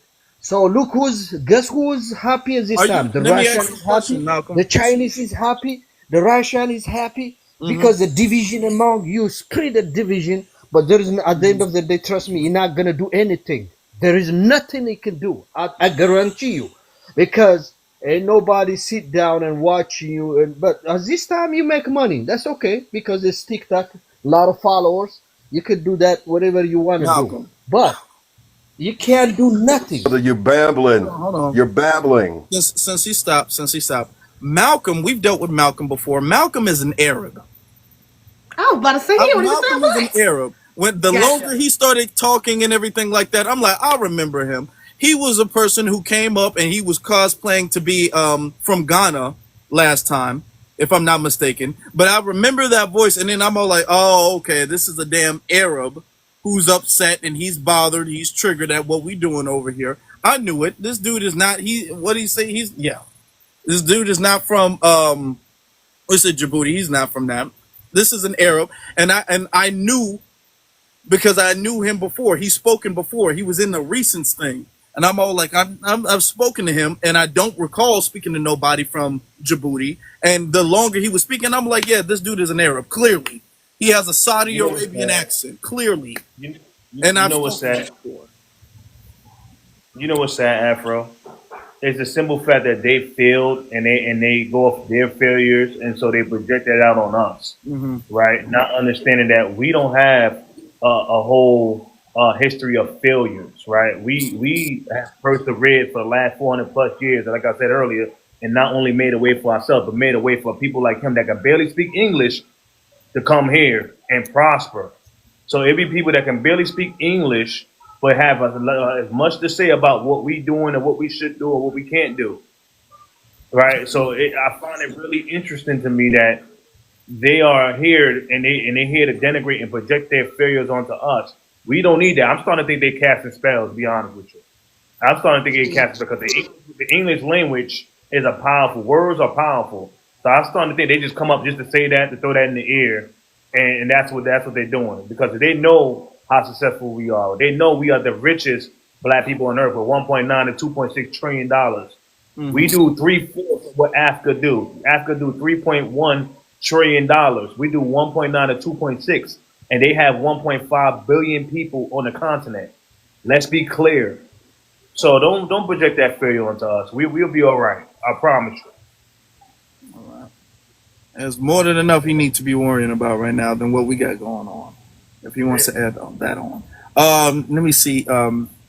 Kashik. I think that's how you pronounce your name. Yeah, Yeah. yeah, you can call me Cash. Yeah, brother, good to see you. I'm glad I'm actually catching one of your lives, man. I know you be going in on them tethers and stuff. Speaking that truth that we need to hear with the delineation, man. Um, Shout out BX, shout out Foundational Delineation, Ray, everybody, the comments. Yes. What makes a tether? Say your ethnic group for Oh everybody. yeah, my bad. So I'm foundational Black American and Trini. My mom's side is FBA. My dad's side is Trini. Okay. So sorry I'm out of breath. I was actually exercising, listening to you guys. So what I find makes a tether is it really starts on a psychological level. Um, Tethers are very, very insecure about who they are because they come to this country and they see all the glitz and glamour of what we built, all the glory, right?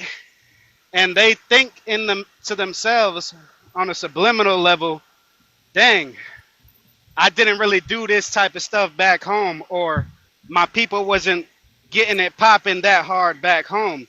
So when they come here, it's like I need to make myself known if I'm a tether. You know what I'm saying?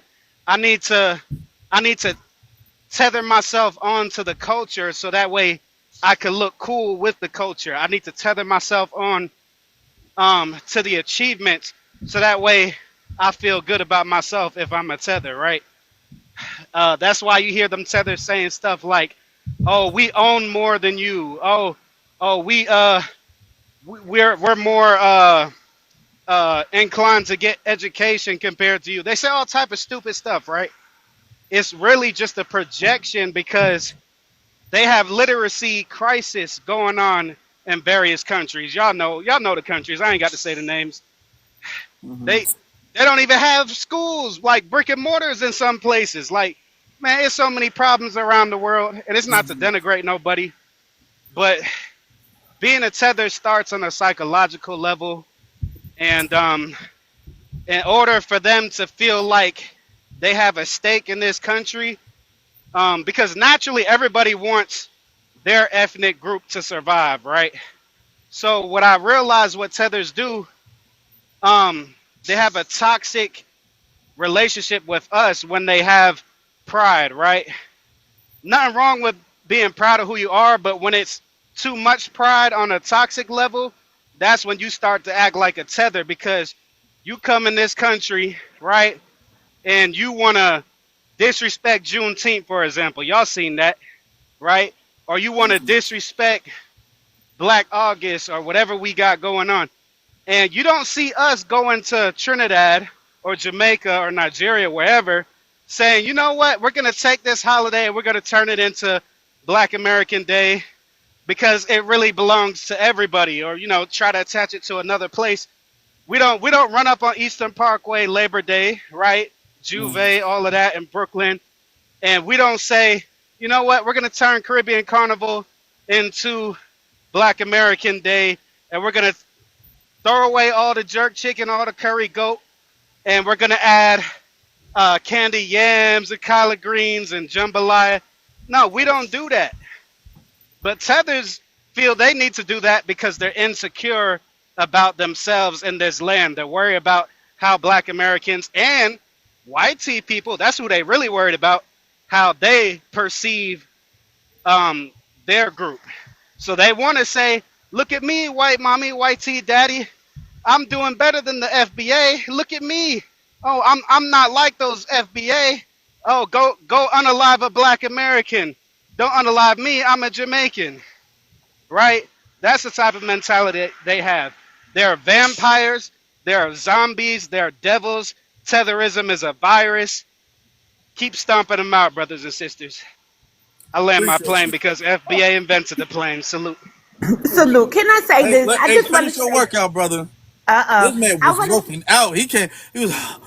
Yeah, he had to I get in just there. want to say, okay, like brother, okay, look, hey, that's cool, keep that exercise going, brother. So I want to say this to the chat. I know this may be your first time listening to Cash talk. Cash does host lives.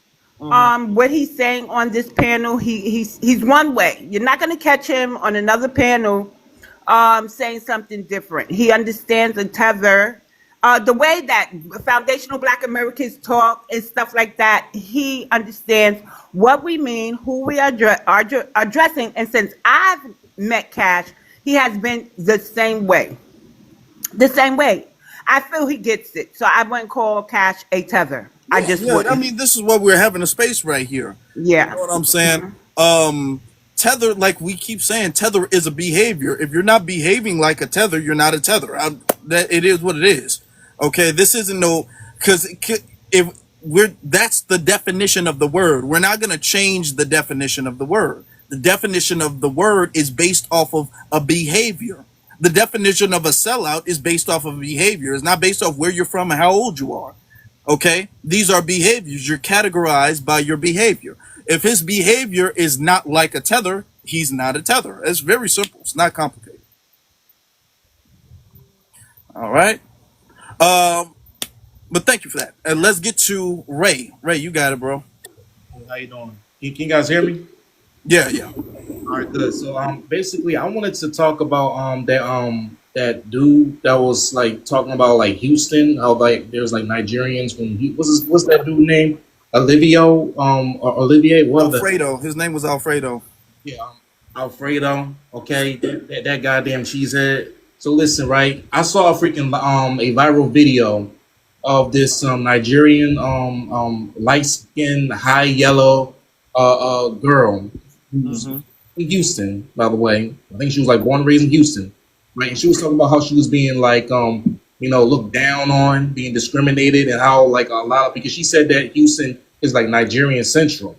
Okay, so what's happening in Houston is the same thing that's happening in New York. A lot of freaking, you know what I'm saying, like cosplayers from like the islands or from Africa coming over here and cosplaying us and trying to like, replace us and shit like that.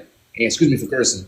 And she said that a lot of Nigerians were giving her nasty looks and stuff like that because, like, to them, she don't look Nigerian because she basically looks like a light-skinned biracial Nigerian black person. But when she said that she was Nigerian, then it's all love and all like smiles and stuff like that. You're like, oh my bad, I didn't know you were Nigerian. I'm like, it bothers my soul that how in the hell can you immigrate your ass from another damn country to our country and look at us with so much disdain and so much disgust?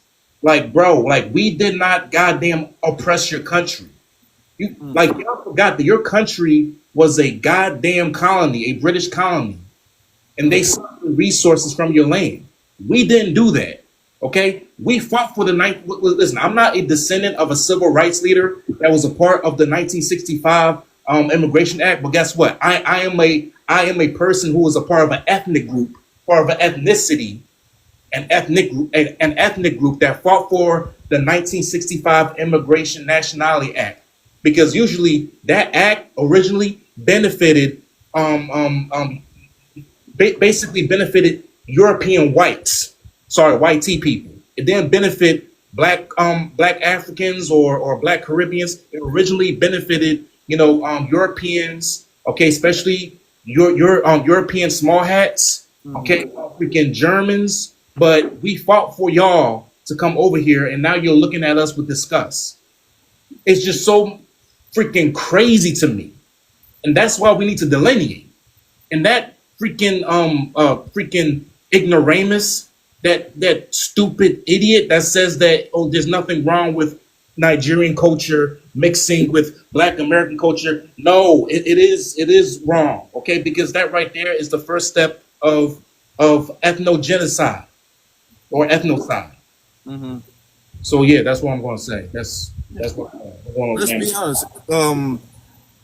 Culture is based off of a lot of things. The land is a part of that. History is a part of that. You know what I'm saying? We're not talking about blending recipes together or mixing dishes and dances and music and everything like that. Culture is a lot deeper. It's a lot deeper than just a recipe or just a music genre, okay? Or just some fashion. You can't put some African or Nigerian design on some jeans and call that a mix of cultures. No, it's a lot deeper than that. It goes into the history of people, okay, the highs and the lows. It goes into the culture of a people, the taboos and the traditions and all of that stuff, the mindset, the mentality, okay, of a people, okay. So that's why cultures, depending on where you go, there is a dominant culture, and they do not allow other cultures to come in and try to insert themselves in that culture. They don't allow that because that's an erasure of what was there before. There's only going to be one culture. In America, the culture is already established. The roots are already too deep. You're not going to deroot us so you can plant your stuff here. No, you have a whole country you can go back to if your culture is that important to you. But you're not going to come over to America and make a Houston, Texas, Nigeria 2.0. It won't happen. We are the culture. And one more thing, that freaking idiot, that Nigerian, no, sorry, not Nigerian, that 19-year-old Caribbean girl that was going after a foundational to Marshall. First of all, salute to you, brother, for handling that girl with ease. You way better than me. I would have got on her head. I would have lined her ass up because first of all, she gonna come over here in America and talk about how carnival is only for carnival. Well, if you want to have carnival, if you don't want your carnival to be gentrified, well, take your ass back to your original island, wherever the hell you're from. Whether you're from the Virgin Islands, Haiti, Jamaica, Trinidad, how about you take your ass back to the islands and host a carnival there? Why are you complaining? Your people did not originate here. Your people didn't fought with us. Your people didn't march with us. Your people wasn't being sprayed by the police, getting sicked on by dogs. No, your people were over there in the Caribbean islands punching on each other. Point blank, period. All right. Appreciate that. Let's get to unbelievable truth.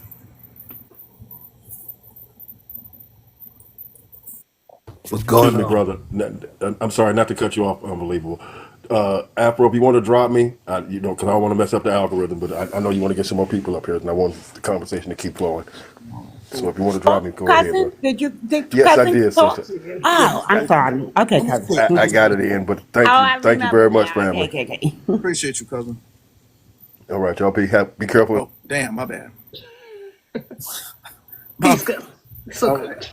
right. Unbelievable truth. You got it. How everybody doing? We good. How you doing? Have we Doing spoken good. before? You FBA or no? Absolutely, I'm FBA. All right. No doubt about it.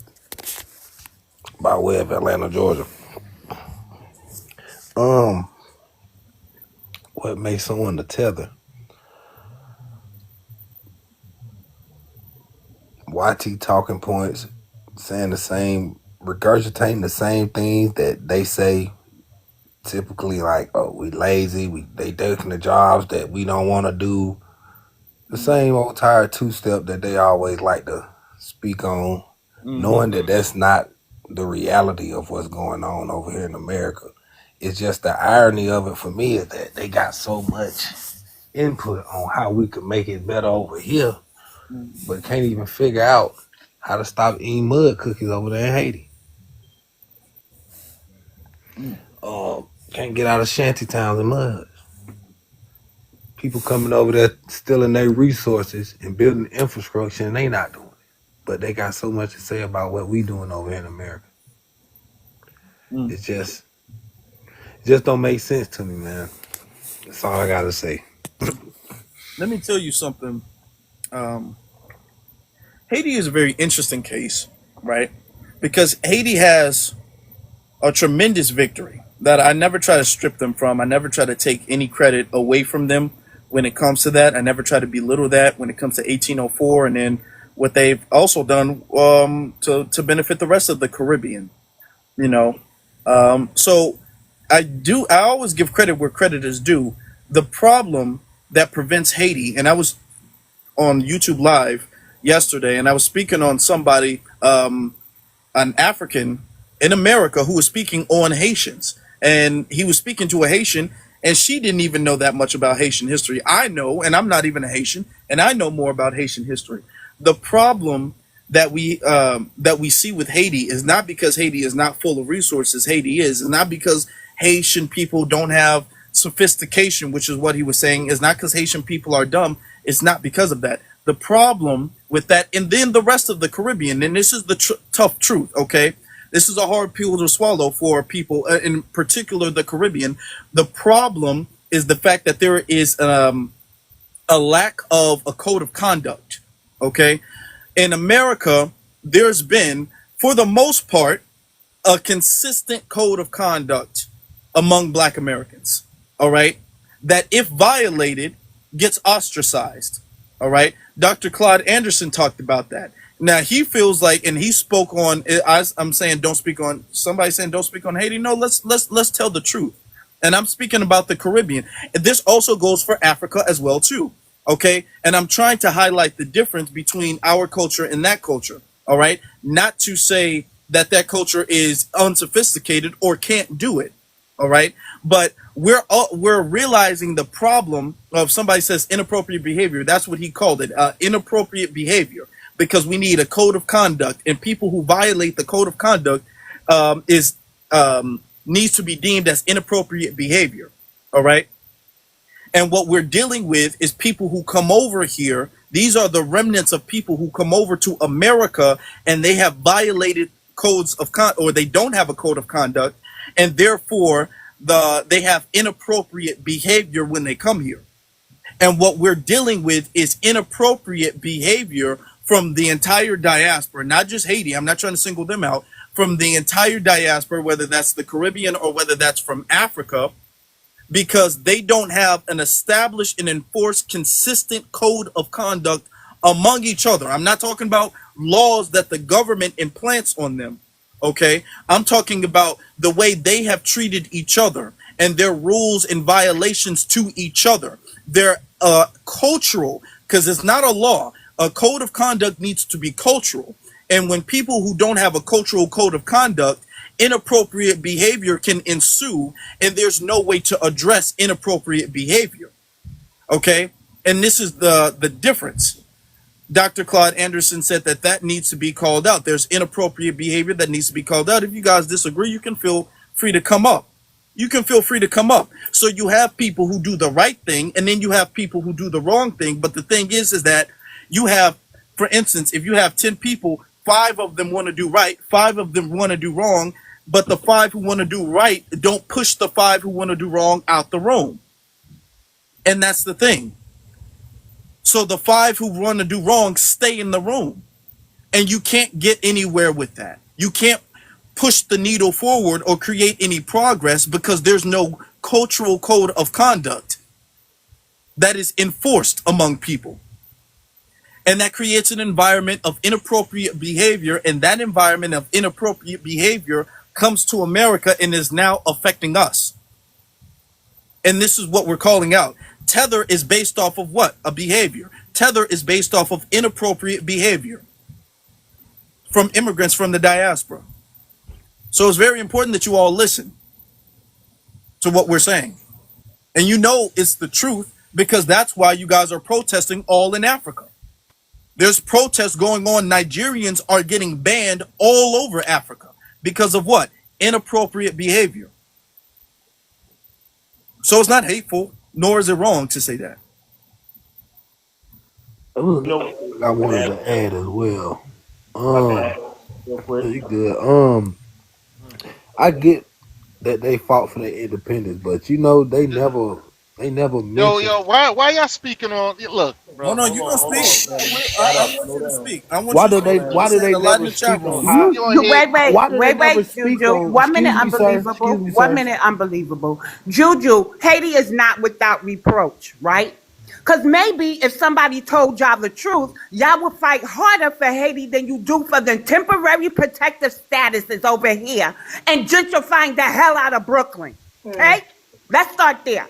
So y'all run around these apps and y'all talk about foundational Black Americans, but we can't speak on Haiti? You gotta be Y'all crazy. do. And you, out of all people who think you're Black American or whatever, because you live in Brooklyn, don't mean ish. We're gonna speak about Haiti, and you're not gonna be able to do anything about it.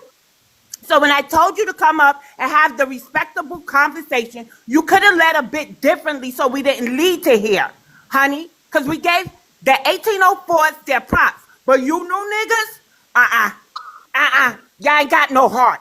I'm gonna be Period. honest. I'm gonna be honest. The way you all are behaving now, John Dessalines would have had to get y'all out the paint. Y'all would have been useless in 1804. If you guys So know if I about can the add, history of 1804, they first got rid of the collaborators before they went after the Europeans and the French.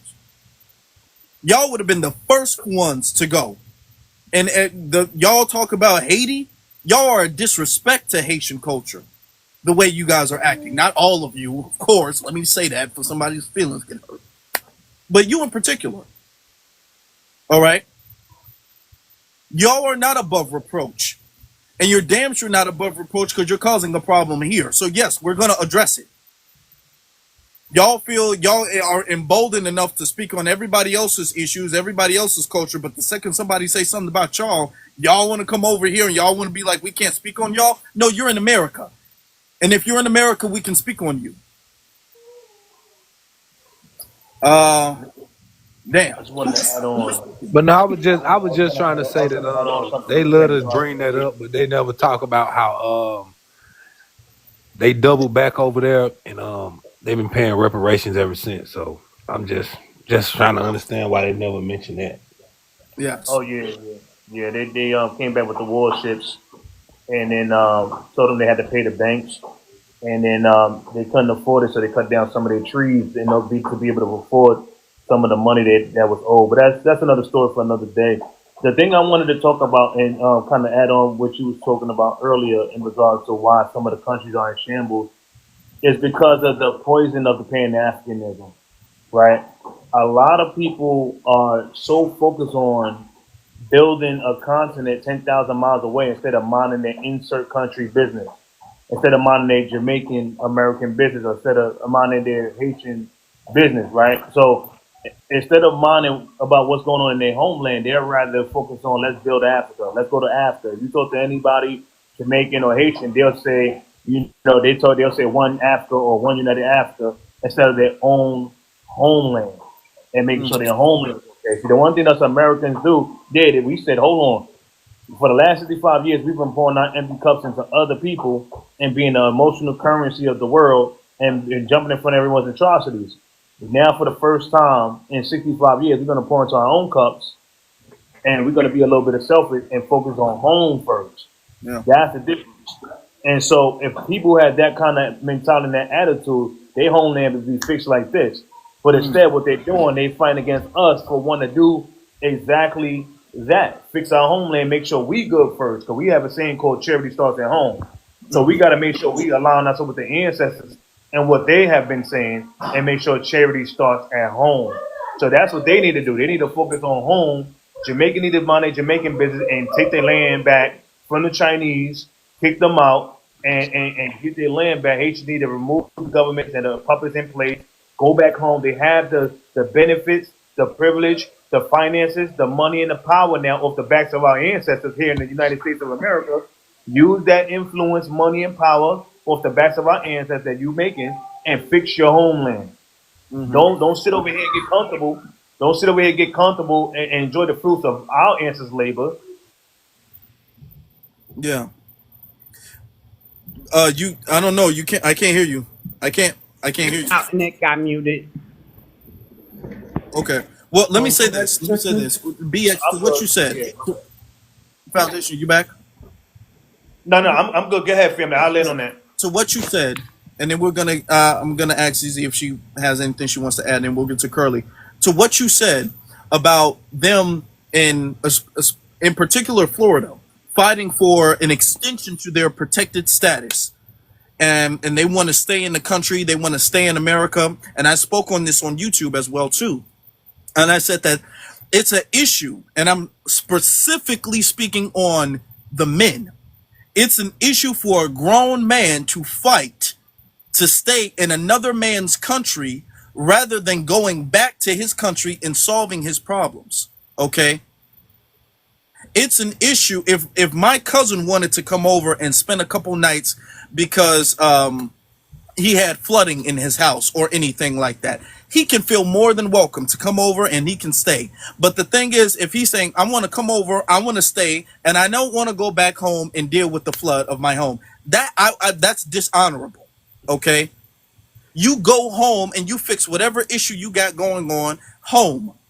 That's what you need to be doing. It would be one thing if they were coming over here just so they can kind of regroup, strategize, and then go back and fix anything. But that's not the mentality that you're seeing from the men over there. The men, I'm talking about grown men, not even, I would give a pass for women and children. We can even do that for the sake of the argument. We'll give women and children a pass. The grown men are coming over here saying, I don't have any plan on going back. I want to stay here forever. Okay? That's a problem. That's a problem. And that's a cultural issue. That's an issue because there's no code of conduct and there's no honor that's ensued within and embedded within the culture of the men there. So the men are the ones who have to lead the culture in the society. So no wonder everybody is following suit. No wonder everybody is on that page. You guys are fighting for a president of another nation to allow you guys to stay, not even as citizens, under protected status, instead of regrouping, going back and solving anything, because you have no intention of going back to solve a damn thing. Yet you have a lot of audacity and nerve to try to reprimand somebody else or criticize us on what we have going on here. Let me tell you something about Mr. Juju, and Foundational could, because they have. You're a little muffled, BX. Okay, yeah. Can you hear me now? Can y'all hear Yeah. me now? Okay, so I'm gonna tell you about Mr. Juju here from Brooklyn, right? Well, residing in Brooklyn. Went back. Okay. We're back Residing immediately. in Brooklyn. We were over there on Marshall's panel, and the American Indians and some Caribbeans were getting on him, saying that they weren't the true people of the land. They had some connection to Africa. They had to get off the land. Well, Juju had a fit. We ain't getting out of Haiti. We ain't getting off the land. I said, you ain't even here to fight that hard for it. Go over there and say all that. So it's like they double dipping on the land too. Like pick a struggle, you know. So I don't know what is it like? Is there a psychosis for this type of stuff? I must say this last. I don't know. BX, you're still muted. I don't know if what's going on. Yeah, I know. This one I be, you know. Can you hear me now? No, it's a little Not far really. away. It's muffled, like something's covering the speaker of the phone. Now. Oh, maybe it's me. Can you hear me now? Yeah. Way better. Oh, it wasn't me, y'all. Sorry. But here's my issue. The Haitians, for me, were the ones on the podcast, the Haitian women, talking about Black American women and talking about Black people, Black Americans, how we don't have no culture. Meanwhile, they were saying, you know, in Haiti, they ain't wearing no lace fronts, doing no baby hair, and dressing in our fashion. They just wasn't doing that in Haiti. You get it? Yeah. So they were sitting there looking like us, sounding like us, but claiming to be Haitian and saying how we don't have no culture. And the problem with these podcasts, Afro, I got to tell you, the people who try to speak up for us, to try to defend us, always drop the ball. They don't hit home the point. I'd be like, okay, they're going to get it. It's right there. Ball hits the net. We don't get a point, you know. So, I mean, the Haitians be doing a lot of yapping how they're the original Creoles and all this other type of mess they got going on. But we can't speak on Haiti. We have a lot of observations about Haitians, right? And then they lied and said they was beating up ICE in Brooklyn. We know that ain't happened, y'all. Mm-hmm. So I think that they need to, I don't know, pray on it. Pray for strength and courage and go back to your homeland and help out how you can. I'm gonna say this one thing. Oh, God. I was about to say, to your point, Marshall, that's what you were saying about Pan-Africanism, because we've been socialized and they've been socialized to where Black Americans can be spoken on, our culture can be spoken on and ridiculed and criticized but yet we don't have the privilege to speak on anybody else. We don't have the privilege to criticize anybody else. We're the only group of people who can be criticized. All right. So that is an issue when it comes to the socialization that Pan-Africanism has given them. That they have some type of privilege where they can go around anywhere and criticize and tell everybody else how much better they are. But yet when we say something about them, when we give because I'm giving constructive criticism. When we give constructive criticism, we're stepping out of line. Can I say one? Oh, go ahead, Foundation. I'll go after you, Karen. Ask what's the solution, right?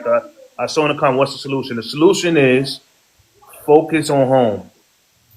Focus on home. Build your homeland up. Your main goal, by all means, should be making sure your fellow countrymen that wish they had a fraction of the money and privilege and the things that you had off the backs of my ancestors, not ancestors over here, right? They wish they had a fraction of that, right? Help them out. They need you right now. They crying for you right now. Because me personally, I don't care what you say. If something was to ever happen to my people, I would never flee from my homeland, put my right hand on my chest, and pledge allegiance to another flag and leave my fellow countrymen back home, hungry, starving, or wanting something, or needing something, or resources or money, and live my life and live a good life away from my family back home and my countrymen back home. I can never see myself doing that. Fleeing like a coward and leaving my fellow countrymen back home. I refuse. I will unalive with a smile on my face for my people, with every cell of my body. My will, my conviction, my love for my people burn hotter than the sun. So what the solution is, go fix your homeland. Go back home and stop being afraid to unalive for your cause and for your people, because you have descendants that's counting on you. You have descendants that's depending on what you're doing right now. That's what the solution is, and I land. Yep. Zizi, do you have anything you would like to add? Not necessarily to that conversation, but I do want to bring up another layer to this conversation. But I actually want the panel to be all FBA though, if we're gonna talk about it, at least. Is everybody on the panel Yeah, FBA? everybody on the panel is FBA right now. Hey, it's Okay. Sister Easy. All right, go ahead. So Because I'm about to bring it right back to what Brother Elite No, hold said. on. But after Zizi, then Curl Power has to go. Then we'll get to you. Uh, yes, I wanted to switch it up a little bit because I know we're talking about what makes a tether and, actions make a tether, but I did, and I keep seeing this on Twitter, this clip of Tariq Nasheed calling Drake a tether. And I kind of just wanted to, I got my own feelings about that. I actually agree, to be honest. And I'll get into why, but I kind of want to hear everybody's thoughts on, can you technically, because he technically has FBA lineage from his father, but he has no other connection outside of that to our culture or to a foundation of Black Americans. So how y'all feel about that? quick. Hold on, brother. Yeah, yeah. Let's let Uh, people who haven't spoken yet speak. So that's a good question. I actually had a call in and he snapped off on me. He was half Dominican on YouTube Sunday, and he called in and he asked me about that. So I'm gonna give my opinion on that, but I'm gonna I, let other people speak because they haven't I spoken didn't hear yet. the And I want to be question. patient. I'm sorry. The mailman knocked at the door. I had a delivery. Who's a Okay. tether? She was there's a clip of Tariq speaking about Drake not being FBA.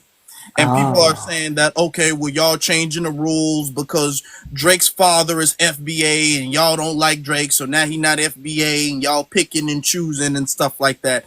And the argument was, well, Drake is Canadian. Drake was born in Canada. He was raised in Canada. So there was an argument and a discourse going on, and ZZ asked about Drake being FBA and wanted to get all of our stances I and hear opinions on that. and you. So you actually corrected me because I thought he meant tether, but my stance is he's a tether, although yeah, a he's tether. FBA. Yeah, a tether. Yeah, But him that's what not I said. being FBA is right. That's correct. Yeah, a tether. Okay. Mm. All right. But yeah, let's be fair. I'm gonna be fair. So, Curl Power, you get to say what you originally wanted to say, and then you get to ask the question. You'll be the first to say what you wanted to say, and then after that, you can answer. I'm sorry, the question. Thank you, panel. I want wanted to add on to what Foundational was saying. He was saying like the solution is to go back home, and I think a lot of them think that we're just saying that just because we're American, so they think that we have some sort of privilege and that we can just say, "Oh, go back home," and not consider the conditions of their homeland. When I feel like we can, because like BX was saying, look at the Red Summer, for example. We were dealing with a lot here and such, and still are. But what I was just going to say was the reason why I feel like it's important for them to go back home is because you're kind of seeing why it is, because you're seeing like with Trump, you're seeing with Canada or in other countries that they immigrate to, they're all starting to turn against them, or really all immigrants. They're all starting to try to enact laws to stop them from immigrating. So now you're back in this position from the beginning of now where am I going to go? So that's why it's important for you to build up your homeland, so that way, when you guys go back, or when you're forced to go back, you will be okay with going back. So I that's what they need to remember. Like keep us out of it and focus on you why it's important for you to build up your homeland. And another thing I was going to say on what you were saying, Afro Lee, was like the constructive criticism, which I'm all for, because they speak on us freely. But the thing is, I feel like we gave them grace before this point. We didn't even criticize them and say, "Oh, why are you coming over here?" We welcomed them, Pan Africanists. We were open to them being here. But now that we see the treatment that they're showing us, now we're like, okay, well, let's criticize them. So you want to criticize our community, let's speak on that. So the thing is, we didn't even start off with this, oh, go back home and build your countries, like the YTs have, that because they've been saying this from the beginning. I remember seeing things online as a child, them saying things like, why are the men leaving their country, they need to build, whereas we were open to them coming over and helping them out.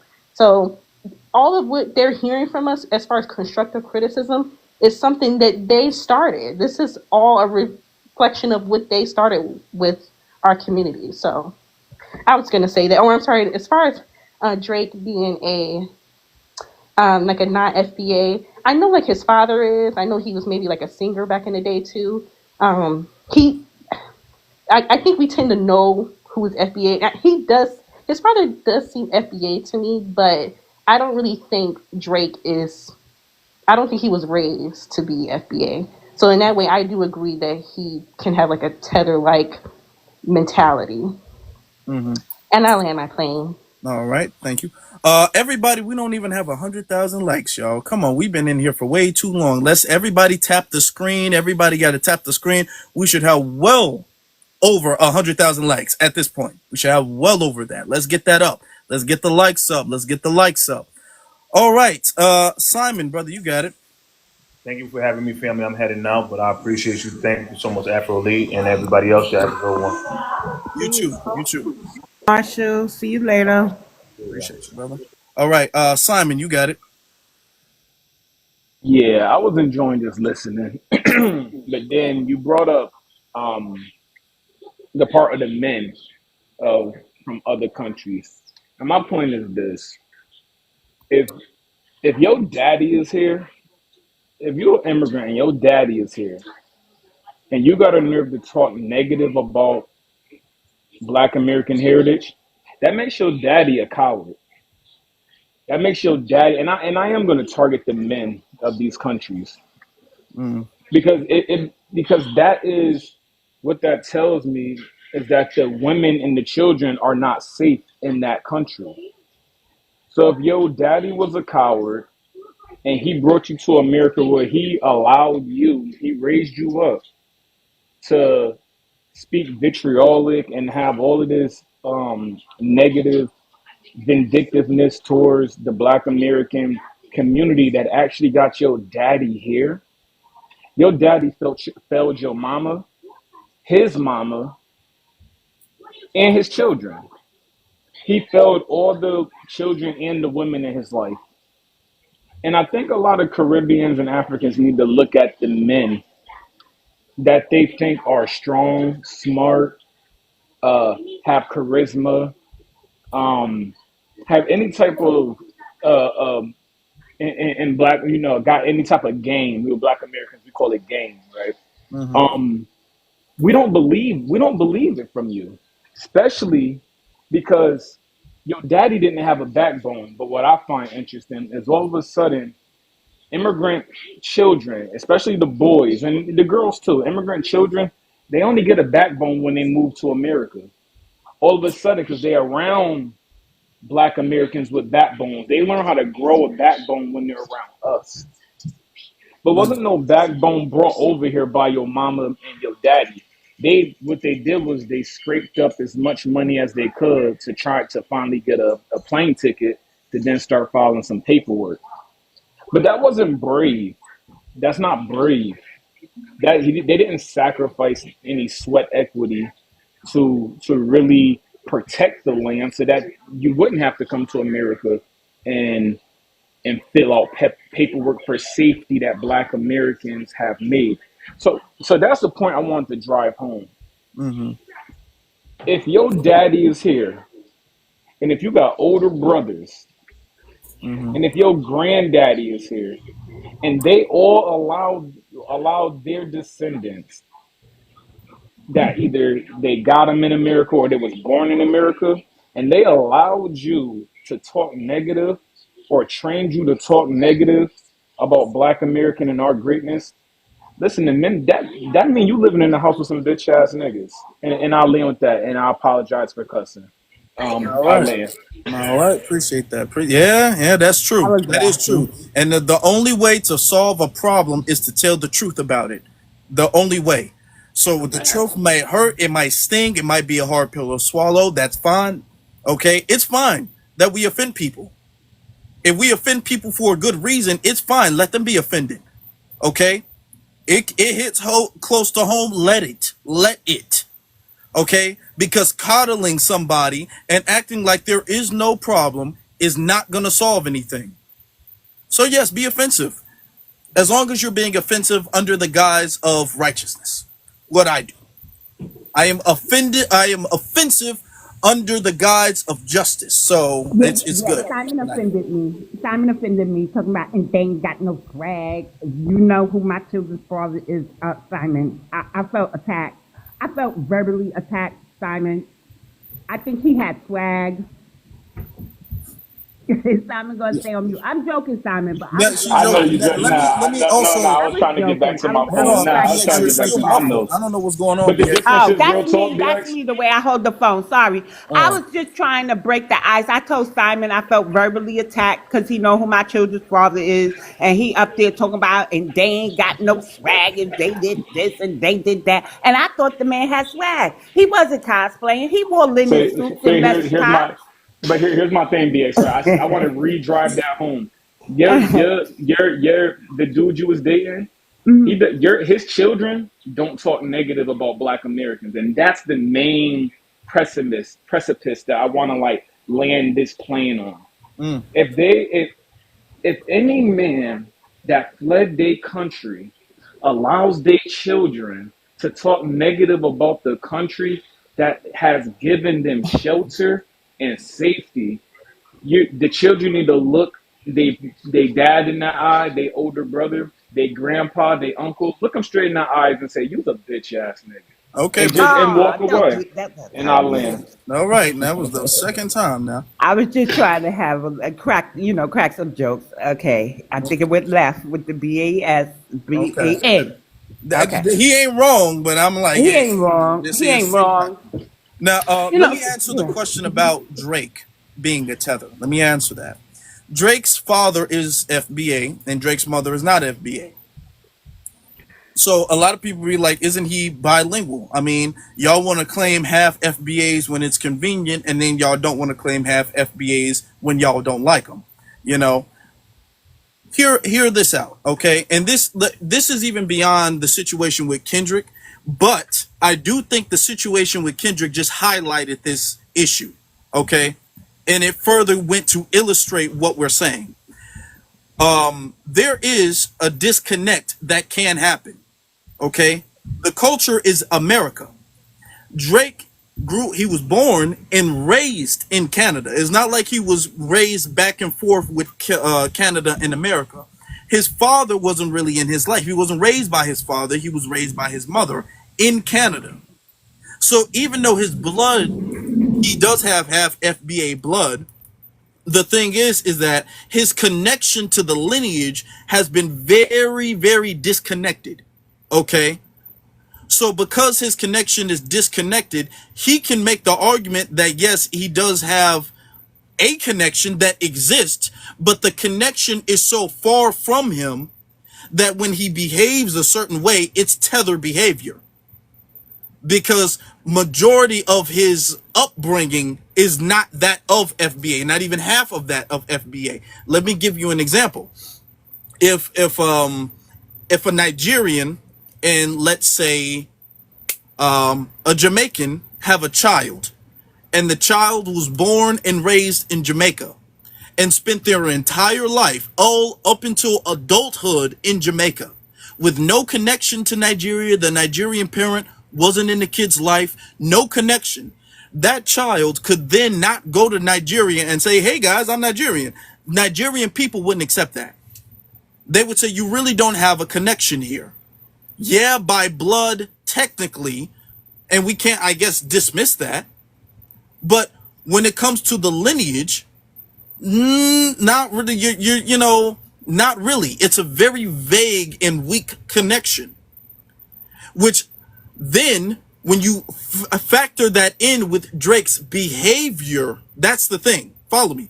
When you factor that in with issues of Drake and things that Drake has done, things that Drake has said, okay, then you can say, okay, well, that is tether behavior then.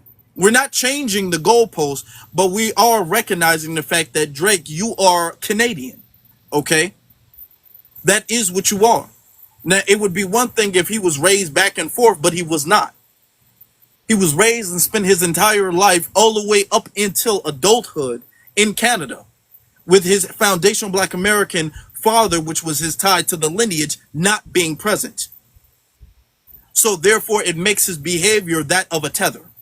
All right. Ali, can I give a small, and this is just me. I do understand what you're saying, but for me to stay just consistent for me is just like because he has, and I think this is the the both sides of the coin, right? Mm-hmm. Because tethering is a behavior, and so is sellout or cooning. That's they're both behaviors. And when I see someone who has the lineage, when they even if they're acting like putting on blackface like Drake did, and the way he talks and how he's a snitch, all of that, he for me still has to have the label coon attached to him. Where where if you are an immigrant, I need a tether to always be of any immigrant status that's not attached to the lineage at all. And I think they are the same coin. One is half, one is heads, one is tail. But because he does have that lineage, I'm gonna always just label him a raccoon, right? Because it's gonna hit harder for him. Right? Believe it or not, calling the immigrant a raccoon, it don't hit at all. They really don't care because of the because like you brought up earlier, they haven't established their own conduct of what is called Code of conduct. their code of conduct. They haven't labeled themselves. They haven't labeled their own obstructionists yet, right? Mm. So the only thing that's gonna bother an immigrant is when their own people literally label them as an obstructionist. But the genius of the Black American in Tariq and the us in the tether thing is that we literally or we already took 3 steps prior to that because we labeled our own obstructionists, and then we our second level is that we love the melanated obstructionists that came over for a very long time. Now we're to the point where we go, well, we already got a label for our own lineage obstructionist. So if you're an immigrant obstructionist, you are a tether, right? So this is why I say these have to stay on both sides of the coin. And this is kind of talking to you too, Z, just to kind of think about it that way. If someone is lineage, always call them a coon because it's gonna hit harder because it's his own people giving him the name. Now, when it comes to immigrants, it hits harder when we call them a tether because they have to soak up that reality that they have never labeled their own obstructionists, and they also don't have a code of conduct. So this is why, I will always just call Drake a coon, a sellout. Any type of R labels that we call our own obstructionists because he has lineage. And I land with that. Let Okay. me ask because I got it. I can agree with you to an extent, but raccoon is used for non-FBAs as well, and also because he's not connected to our culture like tethers, and allowing him, I feel like that's adding to validation for him, even given with your logic, using your logic, calling him a raccoon would be more validating to him, although offensive. Calling him a tether is more like you're not I us. got It's a more like term. saying you're not like us. Although you have the behaviors of some of our raccoons, you're not even them. Because you're not even connected. At least the raccoons are homegrown. You're not even homegrown. You hating from outside the club, so you can't really.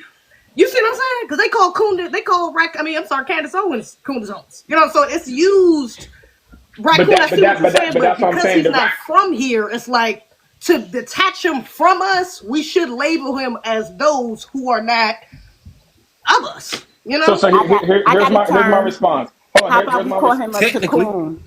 A here, cocoon. Why we can't call him a cocoon? A because tether and a cocoon, and a raccoon. The coon Cocoon. is crazy. a Tacone. we're gonna need our So you own be Yes. language. We're gonna have to put that in the tut language or something yeah, like yeah. that. We gotta put that. Yeah, look at But Tacone. yeah, that Yes. is something. That's cute. Nah, I'm not mad at it. But Zeke, what I would say, right?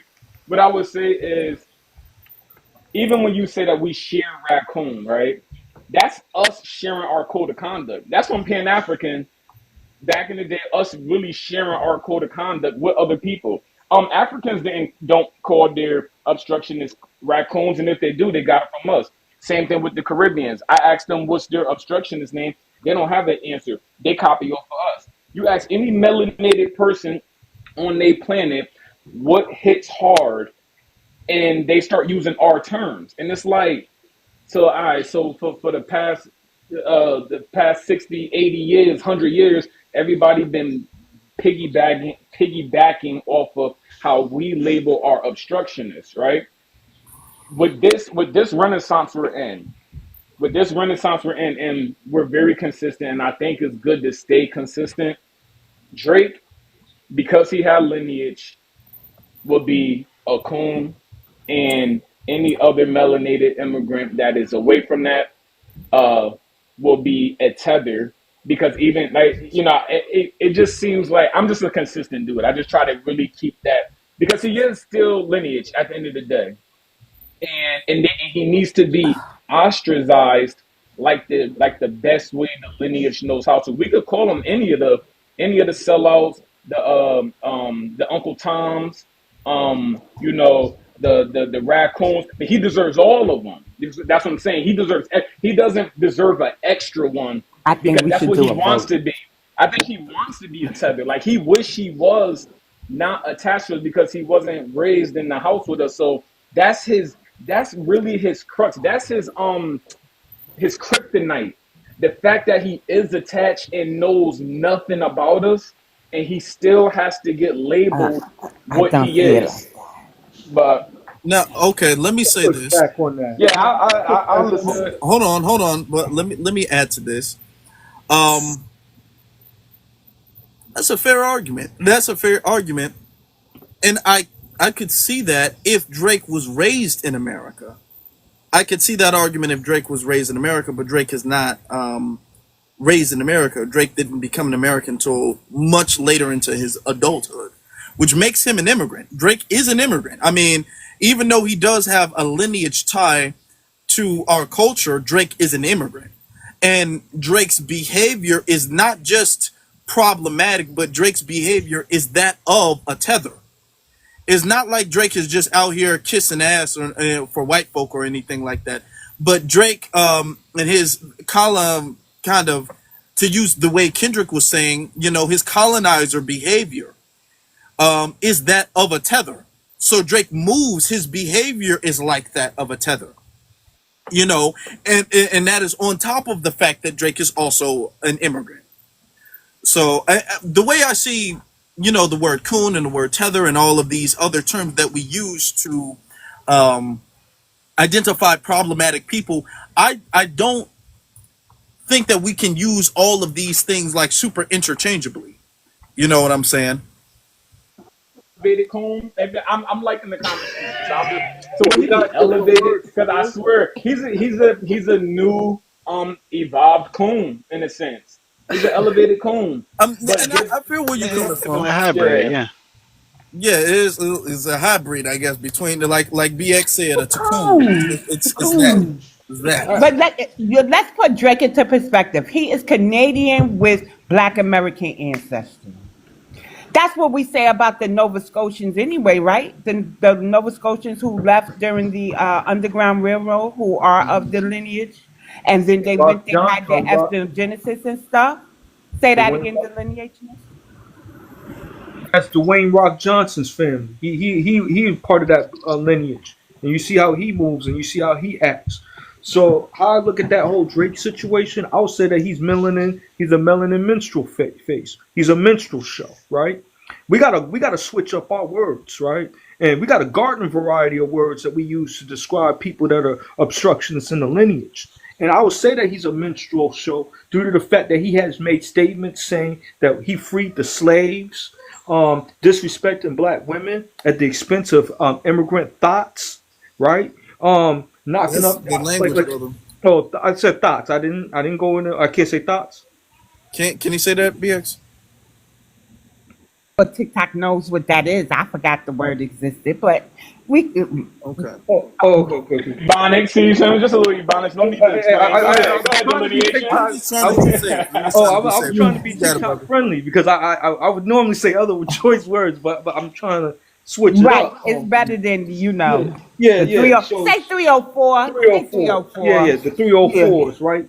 And the glass slippers, if you get what I mean, right? So he got those running around. He also been saying he's been also upholding white tea supremacy type of talking points in his lyrics, his songs, and how he expressed and how he interact and do business, right? And he also uses his skin color to proximity to white teeness. So these are the things that why I consider him a minstrel show, right? He's a minstrel, and he should be called as such. And just because he has the lineage, he doesn't have the culture, and he doesn't have the location. You got to have all three of them in concert for me to start acknowledging you as you're one of my people from my lineage and from my community. You can have the blood all you want, but do you have the mindset of the culture? Are you in the location in which the mindset in which the culture was homegrown at? He don't got either one of those things. So nah, he ain't one of us. I don't care if he got the bloodline, because again, we think that somebody dropped their genetic material somewhere, that we gotta embrace everybody. Like we gotta have a standard in the code of conduct, and he just not meeting that threshold. That's why I call him a minstrel show. I'm not gonna even give him those other names because he's not from the location in which we talking about. He's not even on the same train or the trajectory. That's why I call him a minstrel show. And then that's my pushback to everybody that's saying that we should call them this or that. No, we got a lot of garden variety of words that we use to call out certain people who say certain things that are undermining our community. I think we need to go back in them books, find out what our ancestors were saying, and start implementing and unearthing these old school terms. That's where I'm kind of coming from. Okay. Yo, I would like to take a stab at the question, right? Excellent question. Um, I agree with what everybody's saying. Everybody's making great points, right? Mm-hmm. And I think we got to remember when we talking about Drake. Yes, his father is FBA, and he was detached from his father, and he was raised by his mother, right? His mother is you know whoish, and if you understand the culture of you know whoish, right? If your mother is a small hat, then they see you as, they don't even like to claim whatever else you are. They see you as small hat. So he was raised as small hat. And as he gets older, he wants to feel attached to that FBA lineage because he starts to learn a little bit more about it. He thinks it's cool, you know what I'm saying? He tries to copy the swag and all of that, studies it from abroad on a TV, just like other tethers do, and he reads about it in a book, possibly, right? Not too many books based on his actions. And when we look at him, the number one thing he did that turned me off from the beginning was when he did the blackface, right? Shout out to the brother Pusha T for calling him out, right? And so when he did the blackface and he had the red lipstick and all of that, I'm like, bro, what is you really doing out here, man? You would never dress up as a small hat, you know who-ish person and make fun of them. Why don't you do the same thing to your you know who-ish side, but you want to disrespect your FBA side? So that was the first major red flag. And I was done with him after that when I saw that. And then it got worse and worse because he would try to make excuses for it. He disrespected Michael Jackson. I did not like that. He disrespected Tupac Shakur. He disrespected Snoop Dogg. He disrespected hip hop culture on many levels. You know, for the hip hop purists out here, he definitely disrespected hip hop a few times. So he's definitely a minstrel show. He's definitely a tether because he has to tether himself onto our culture from far abroad in Canada. He doesn't have the lived experience as a real FBA because a real FBA would never play blackface or disrespect Michael Jackson and Tupac. You know what I'm saying? You could disagree with things that Tupac and Michael Jackson did while they was alive, but come on, what FBA really is gonna disrespect Tupac, Shakur, or Michael Jackson? Like let's keep it a buck. This man disrespected the culture too many times. And so we could call him Cocoon, we could call him Minstrel, Tether, all of that. Yeah, somebody in the comments said it's a ethnogenesis of the tether. Yo, I'd be cracking up, yo. But yeah, I'll pass the mic. Appreciate You that. know, you made I understand what you're saying too, and that's also a part of the reason why I'm like Tether seems to be befitting for him, because a part of foundational Black American is, of course we're delineating and we're putting at the forefront our Americanness, but our Blackness has always been at the center of our culture. So it's like when we used to grow up and say, man, they ain't black, or she don't act black, or that.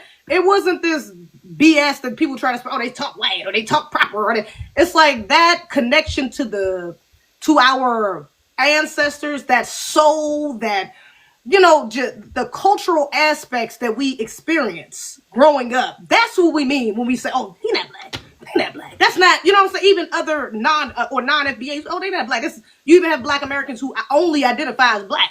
That's why I started the live with saying, like, a lot of us only identify. We're not moving on that. It's like, I'm black. I hear what you're saying, but yeah, I'm black.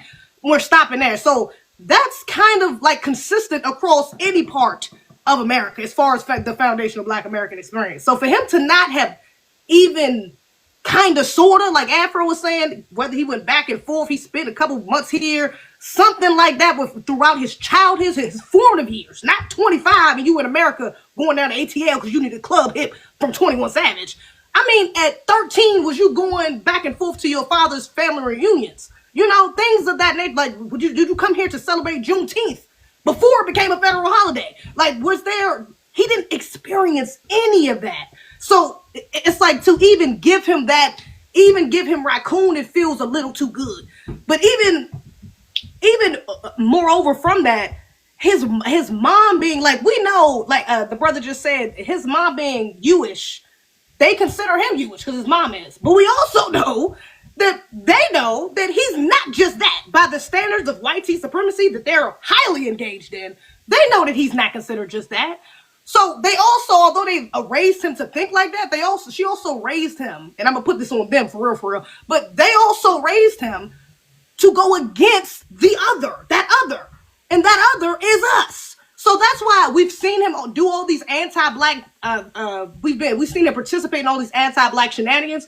But outside of that, we ain't never seen him do anything on the opposite side of the spectrum. I ain't never seen him disrespect no Jews. And I'm sure if he would have, the ADL would have been on his ass immediately. He wouldn't even been on the billboards. He wouldn't even lasted as long had he disrespected them early on in his career, or even now. So he's not doing that, and he's not even going against the grain. So not only are you going against our culture, but you're not even going against the oppressive system that is holding our people down. So at the very least, you could be on some revolutionary Black Lives Matter, fist up, put the knee down, something. We ain't even seen him do that, and that's bare minimum. So with all of that, encompassing all of that into his experience and who he is, I can't call this. I don't even feel comfortable calling him a black man, to be honest. I'm damn sure not gonna give him an offensive term that we only call black people. Like, it's like, you one of us, but no, you're not. You just a dirt. Like, you're not even. I wouldn't even equate him to the raccoonish, the worst raccoonish of one of us. He's not that, because at least that raccoon, at least that coonish black person, probably went through what I went through. Somewhat went through what at least seen it, at least felt it, at least heard it. They grew up being a part of it in some way, shape, or form. Him, on the other hand, hell to the no. It's different. The Like I was saying before, and this isn't just about the fact that we like somebody else's music, Kendrick's music, or whatever the case is, but his rap beef with Kendrick illustrated a lot of that. Okay, it highlighted and solidified a lot of what a lot of people already thought. All right, his ties, even though they exist, are too distant for him to be given that label, to be giving a stamp of a cultural approval, or a stamp of cultural insult, even, not just based off of the fact that he has not done anything or promoted anything conscious at all, ever, period. And nobody is to say that all rappers are need to be activists. I don't believe at all that rappers or celebrities need to be activists. I feel like what we need to do is highlight the activists that are already here, that are grassroots activists.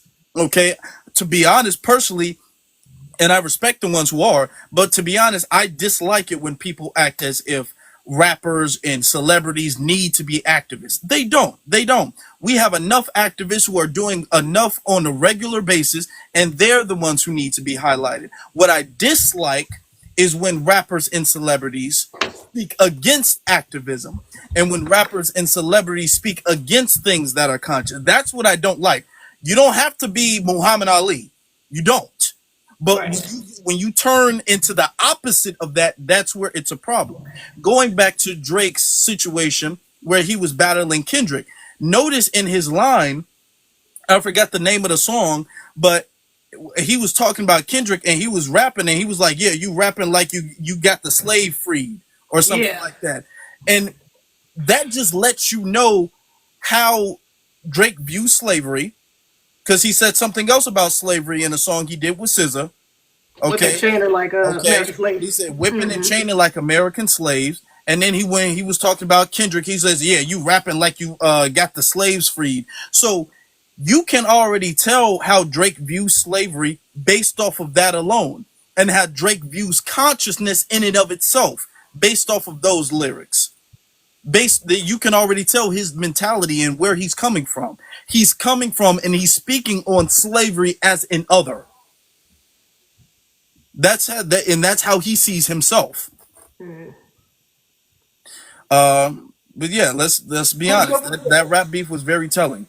Can I double down on something let's get to real quick. Well, I'll be really brief. One thing that I don't like, the aspect of how he moves, is that he uses the form of entertainment, no different from the tethers and other groups of people who abuse us. They think that through a form of entertainment is how they can connect to our community. So he's not connecting to us on a spiritual tip, a bloodline tip, or a culture tip, or anything like that. It's through the form of entertainment. That's why I say he's a minstrel. And I'm standing on that. Only a minstrel type of person would do that. So that's the reason why I choose my words in that manner in regards to highlight his behavior. All right, brother. Thank you.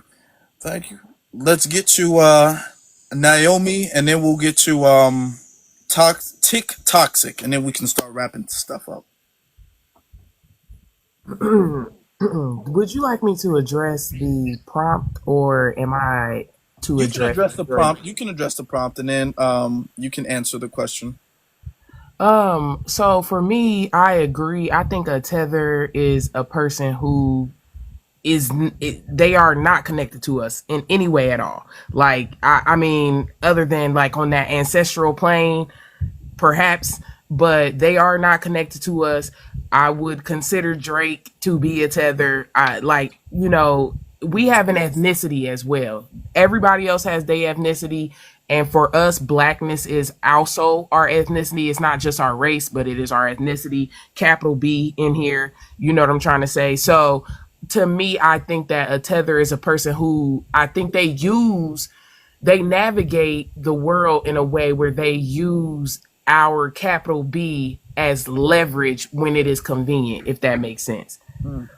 And then what that does for us, I've heard people say this, like, so I pretty much am only repeating what other people have said, but to me, I think it's harmful because, like that Angolan dude, you sit here and you take up space and you present this misinformation or these horrible talking points, and then no one knows who you are. Who are you?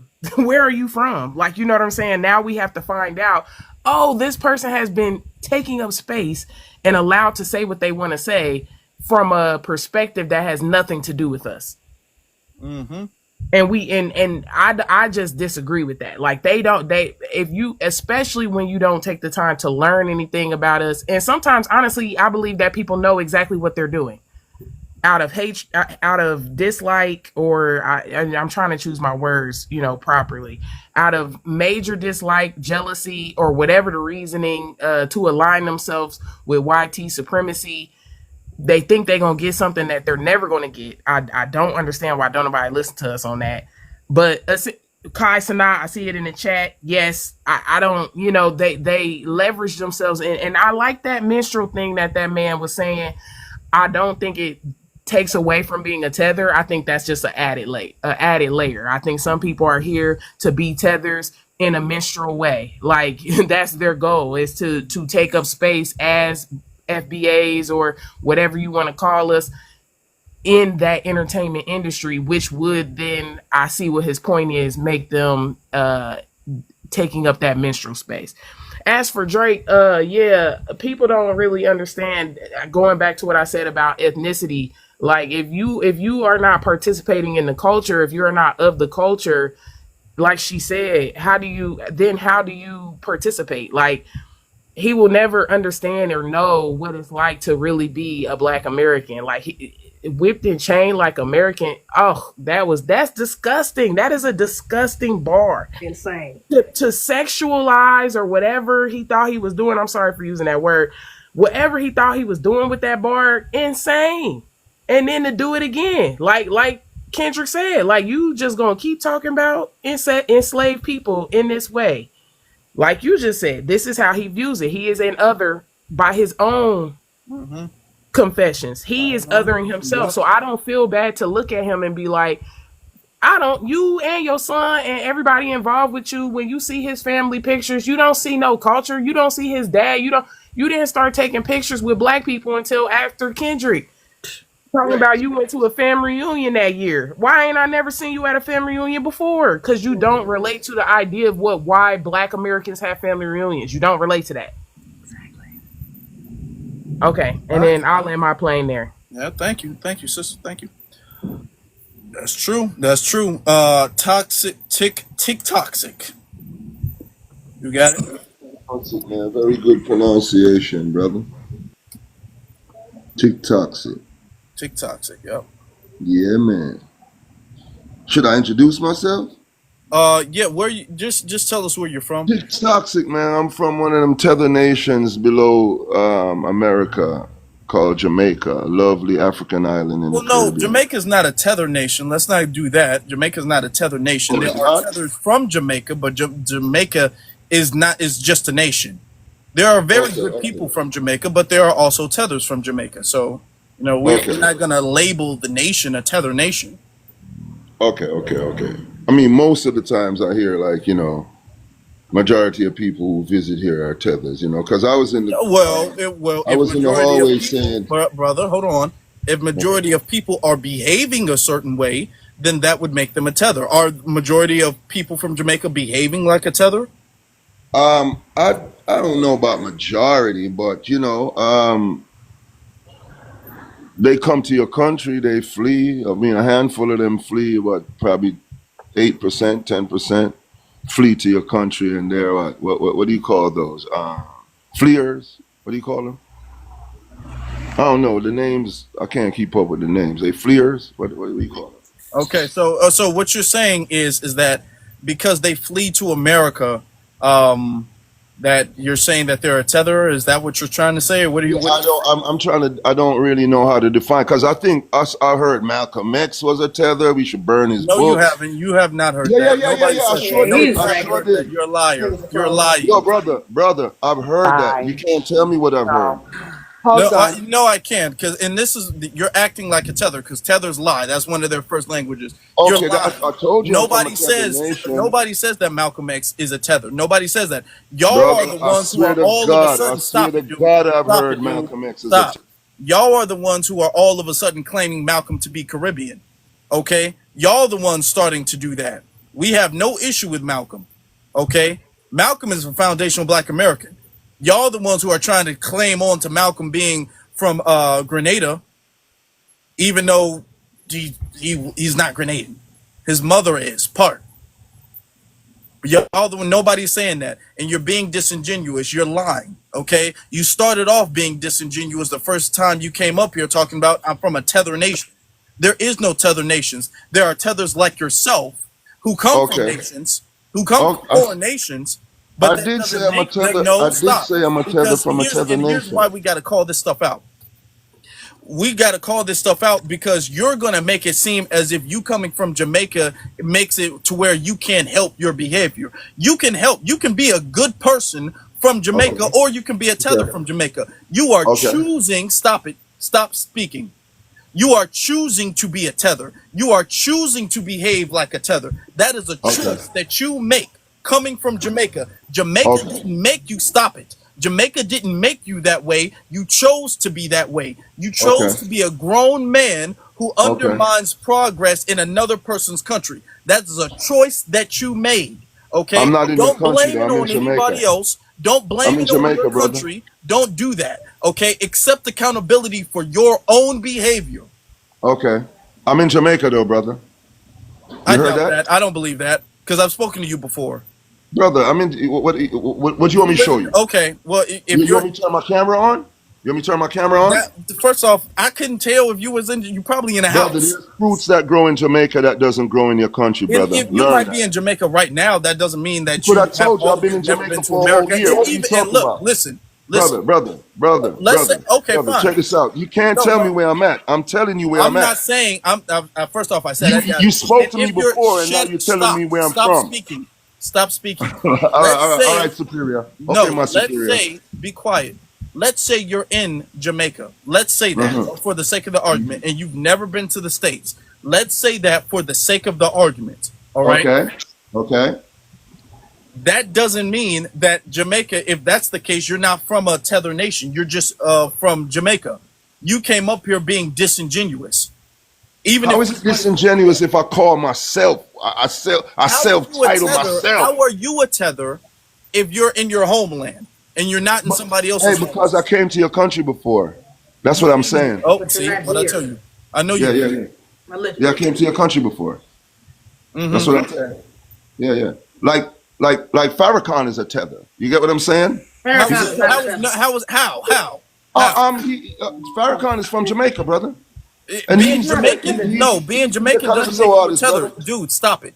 Being Jamaican doesn't make you a tether. Jamaicans, I need y'all to pay attention because the Okay. problematic niggas like him, okay, Oh, are the nigga, reasons why Jamaicans just for have to calling flee. myself a Jamaicans, tether? no, okay, that's I'm enough a of you. nigga? Jamaicans, yes, okay, because nigga means black, bro. okay.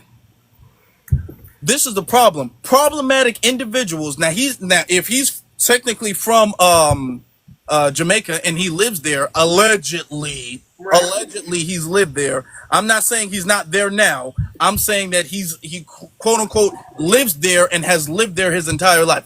Doubt that. But fine. The problem is people like him. We're expressing an issue and he's coming here being disingenuous, trying to run defense about problematic people from his homeland. Okay? He's running defense about problematic people from his homeland. These are the men that you all have in your countries that don't solve anything. He's a loser and a failure, even in his own homeland, which he claims he's in right now. This is why, because with a lack of a code of conduct, You guys wouldn't do anything to him. You guys need to have a code of conduct to get rid of problematic people. And I'm being very polite right now. I would like to use another word, but I'm not going to use that other word. Okay? But people such as him who behave in the way he behaves need to be ostracized from the rest of the group. This is where your code of conduct comes in, because what did Dr. Claude Anderson say? Inappropriate behavior needs to be addressed and expelled so it does not infect the rest of the society. What he just expressed is inappropriate behavior. Lying on Malcolm, lying on Minister Farrakhan. He said, I heard FBA say Malcolm X is a tether. Lying. Why are you doing that? Come on. And you damn sure ain't hear that in here. So why would you even bring that up? Afro Lee, do you see D.H. Kingpin in the queue there? He has an incident he would like to say about TikToxic. There you go. Okay, Okay, yeah, but I'll go. we are gonna have to wrap things up in a little bit. We've been on here for a good minute. So real quick, I'm gonna borrow Yeah, go ahead, time. Black Vanguard. So yeah, this Jamaican person, people understand that is that the Jamaicans, they're the ones that put our community with pharmaceuticals, especially in the 80s and 90s, with the Dallas, especially all throughout the East Coast area in Florida. The shower posses, the Spangler posses, they actually was terrorizing the black communities all throughout the East Coast area. But it's like we go over here to Jamaica, because I've been over here to Jamaica. He's not fighting to get his beaches back from the Chinese or the East Indians over there. Like majority of his beaches over here, over 99% of the beaches over here in Jamaica are privatized by the Chinese, the East Indians, and Europeans over there. He's Your not mic is talking a about little muted, muffled, brother. for wait real quick. I'm kind of out and Okay, about. all That's right. why. I'm just letting you know. But yeah, he's not focused on trying to get his beaches back from the Chinese, East Indians, and the Europeans over there. They control about 99% of the beaches over there in his homeland. Also, they got a real high fraternity fraud over there in Jamaica. Number one in the world when it comes to fraternity fraud. And also, they rank number two in the world with the most unalivers in the world, Jamaica. So they got a lot of problems, issues. You need to worry about going over here to Jamaica than to worry about issues, problems they going over here in America. All right, appreciate that. Yeah, that's very true. And instead of trying to organize, strategize, and solve their problems, he's coming over here and he's trying to defend people who cause problems over here. How are you a damn international tether? How are you tethering from another country? How are you doing that now? Damn. Tethering from How you outside the club. tethering over the phone? Nigga? Damn. Okay. All right. Damn. Y'all doing the most. All One right. of these tethers is crazy. Yeah. Kingpin, you got it, brother. What's going on? I know you're trying to wrap things up, and yeah, so I appreciate you having me up. Peace to everybody. Peace to my sister BX. Peace to everybody. Peace ZZ. Oh, yes, what's going on? I see you, Black Vanguard. I see you. Yo, so this the guy that just dropped down, TikToxic. You notice that accent isn't very strong, right? That's what, yeah. And I've spoken to him before too, so I already know what the situation is. He's just lying. I just forgot where he is in America. But yeah, he's lying. Yeah, he's a big liar, and also you'll notice that he took that opportunity to say the N word, and the way he pronounced it was different from the He way that we did. pronounced it. And I want you to catch that. On another panel, I think the guy's name is like a British guy from Jamaica, and I think it's Black History or something like that. On his panel, I was on the panel, and TikTok called a black woman the hard ER on that panel. And I took it upon myself to report him for doing that, and I got him suspended for a little while because he uses the hard ER at black people, at black Americans. So when he repeated it, he took that opportunity to repeat it back to you. He said it with a hard ER. I don't know if you caught that. When you No, I listen, didn't. yeah, people in the comments they heard it. Yeah. So Yeah, I caught it too. That's a great. so yeah, that guy he's got an issue. He's definitely like a black YT supremacist, and not only that, he's very anti FBA, anti Black American, and the accent is not a legitimate Jamaican accent. Even when he tries to, turn it up, it's a struggle Jamaican accent. I highly doubt that he's a real Jamaican, a Jamaican person. I'm gonna keep it real with you. I don't think he's really Jamaican. I think he might be from somewhere else. But yeah, I just wanted to point that out. He's anti-black, anti-FBA, and he uses the hard ER. And I'll land right there. Okay. Good to know. Appreciate that, brother. Appreciate you. Appreciate you. Shout out to y'all. Shout out to everybody who liked, gave gifts, and all of that stuff. We had a pretty good conversation. We got some good straightening done. Some good clarity. So now people can't go around saying that, oh, y'all call everybody a tether, boo op the bam, and all of that stuff. No, we don't. No. And you're not gonna put people who are not being tethers, under the guise of tethers because you want to defend your behavior. You're not gonna put Mr. Farrakhan under that because you want to defend your behavior. Okay, Right. that's the reason you brought him up, is to use him as a shield to defend your problematic, off code, inappropriate behavior. And I won't allow that. We're not allowing that. Okay, because if there were more people like Minister Farrakhan in Jamaica, Jamaica would be in a better situation right now. All right, that's a tough pill to swallow, but that's the truth.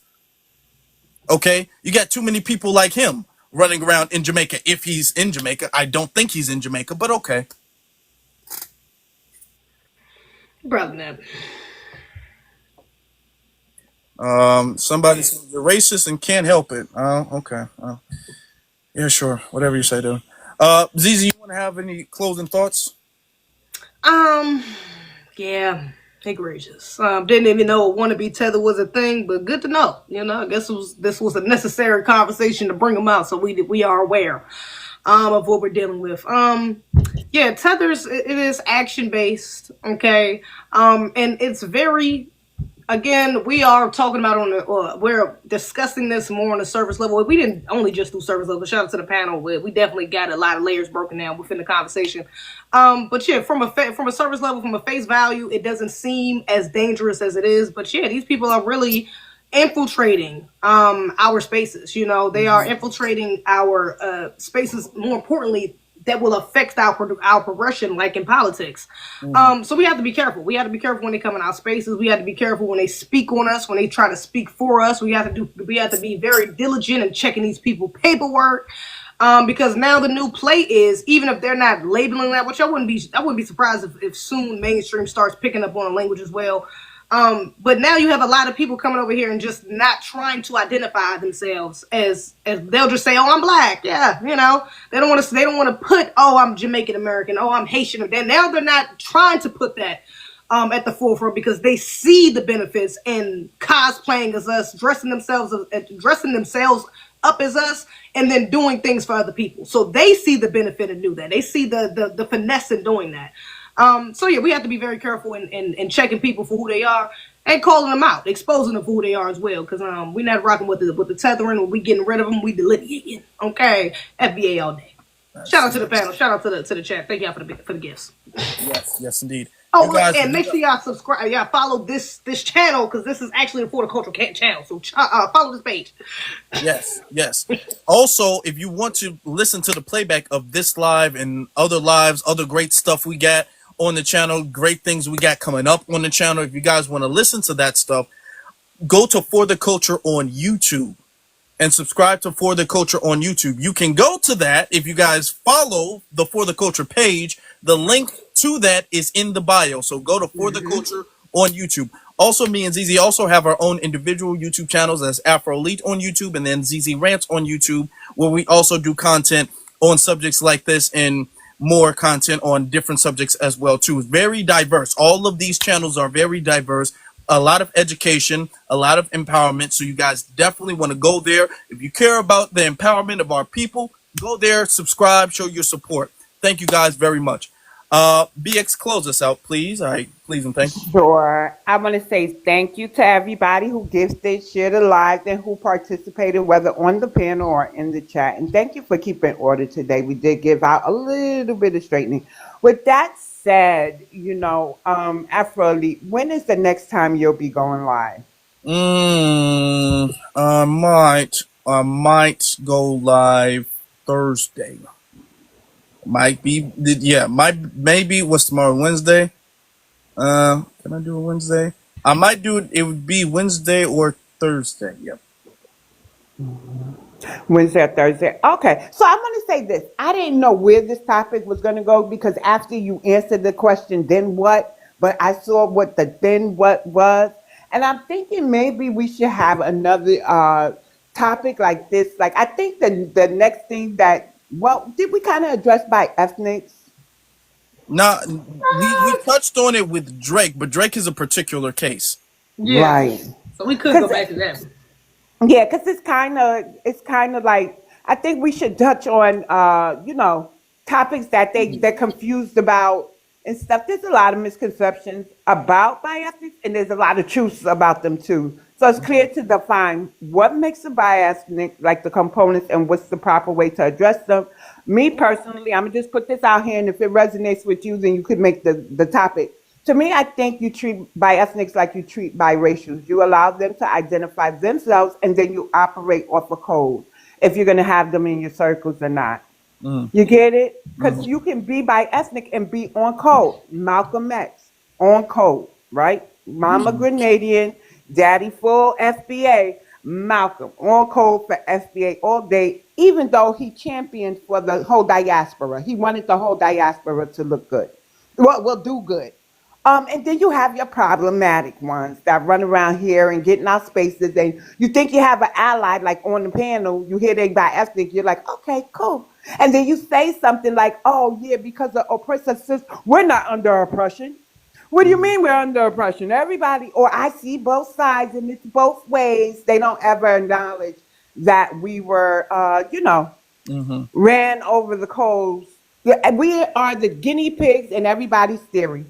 Every celebrity from the diaspora says, let's look at the black Americans. They don't know where they come from. Or we could touch on, how about this topic?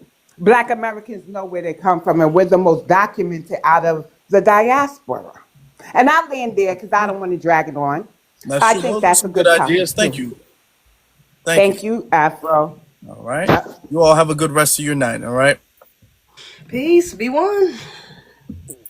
Be one, peace, love, and reparations, foundational Black Americans. I love y'all for real.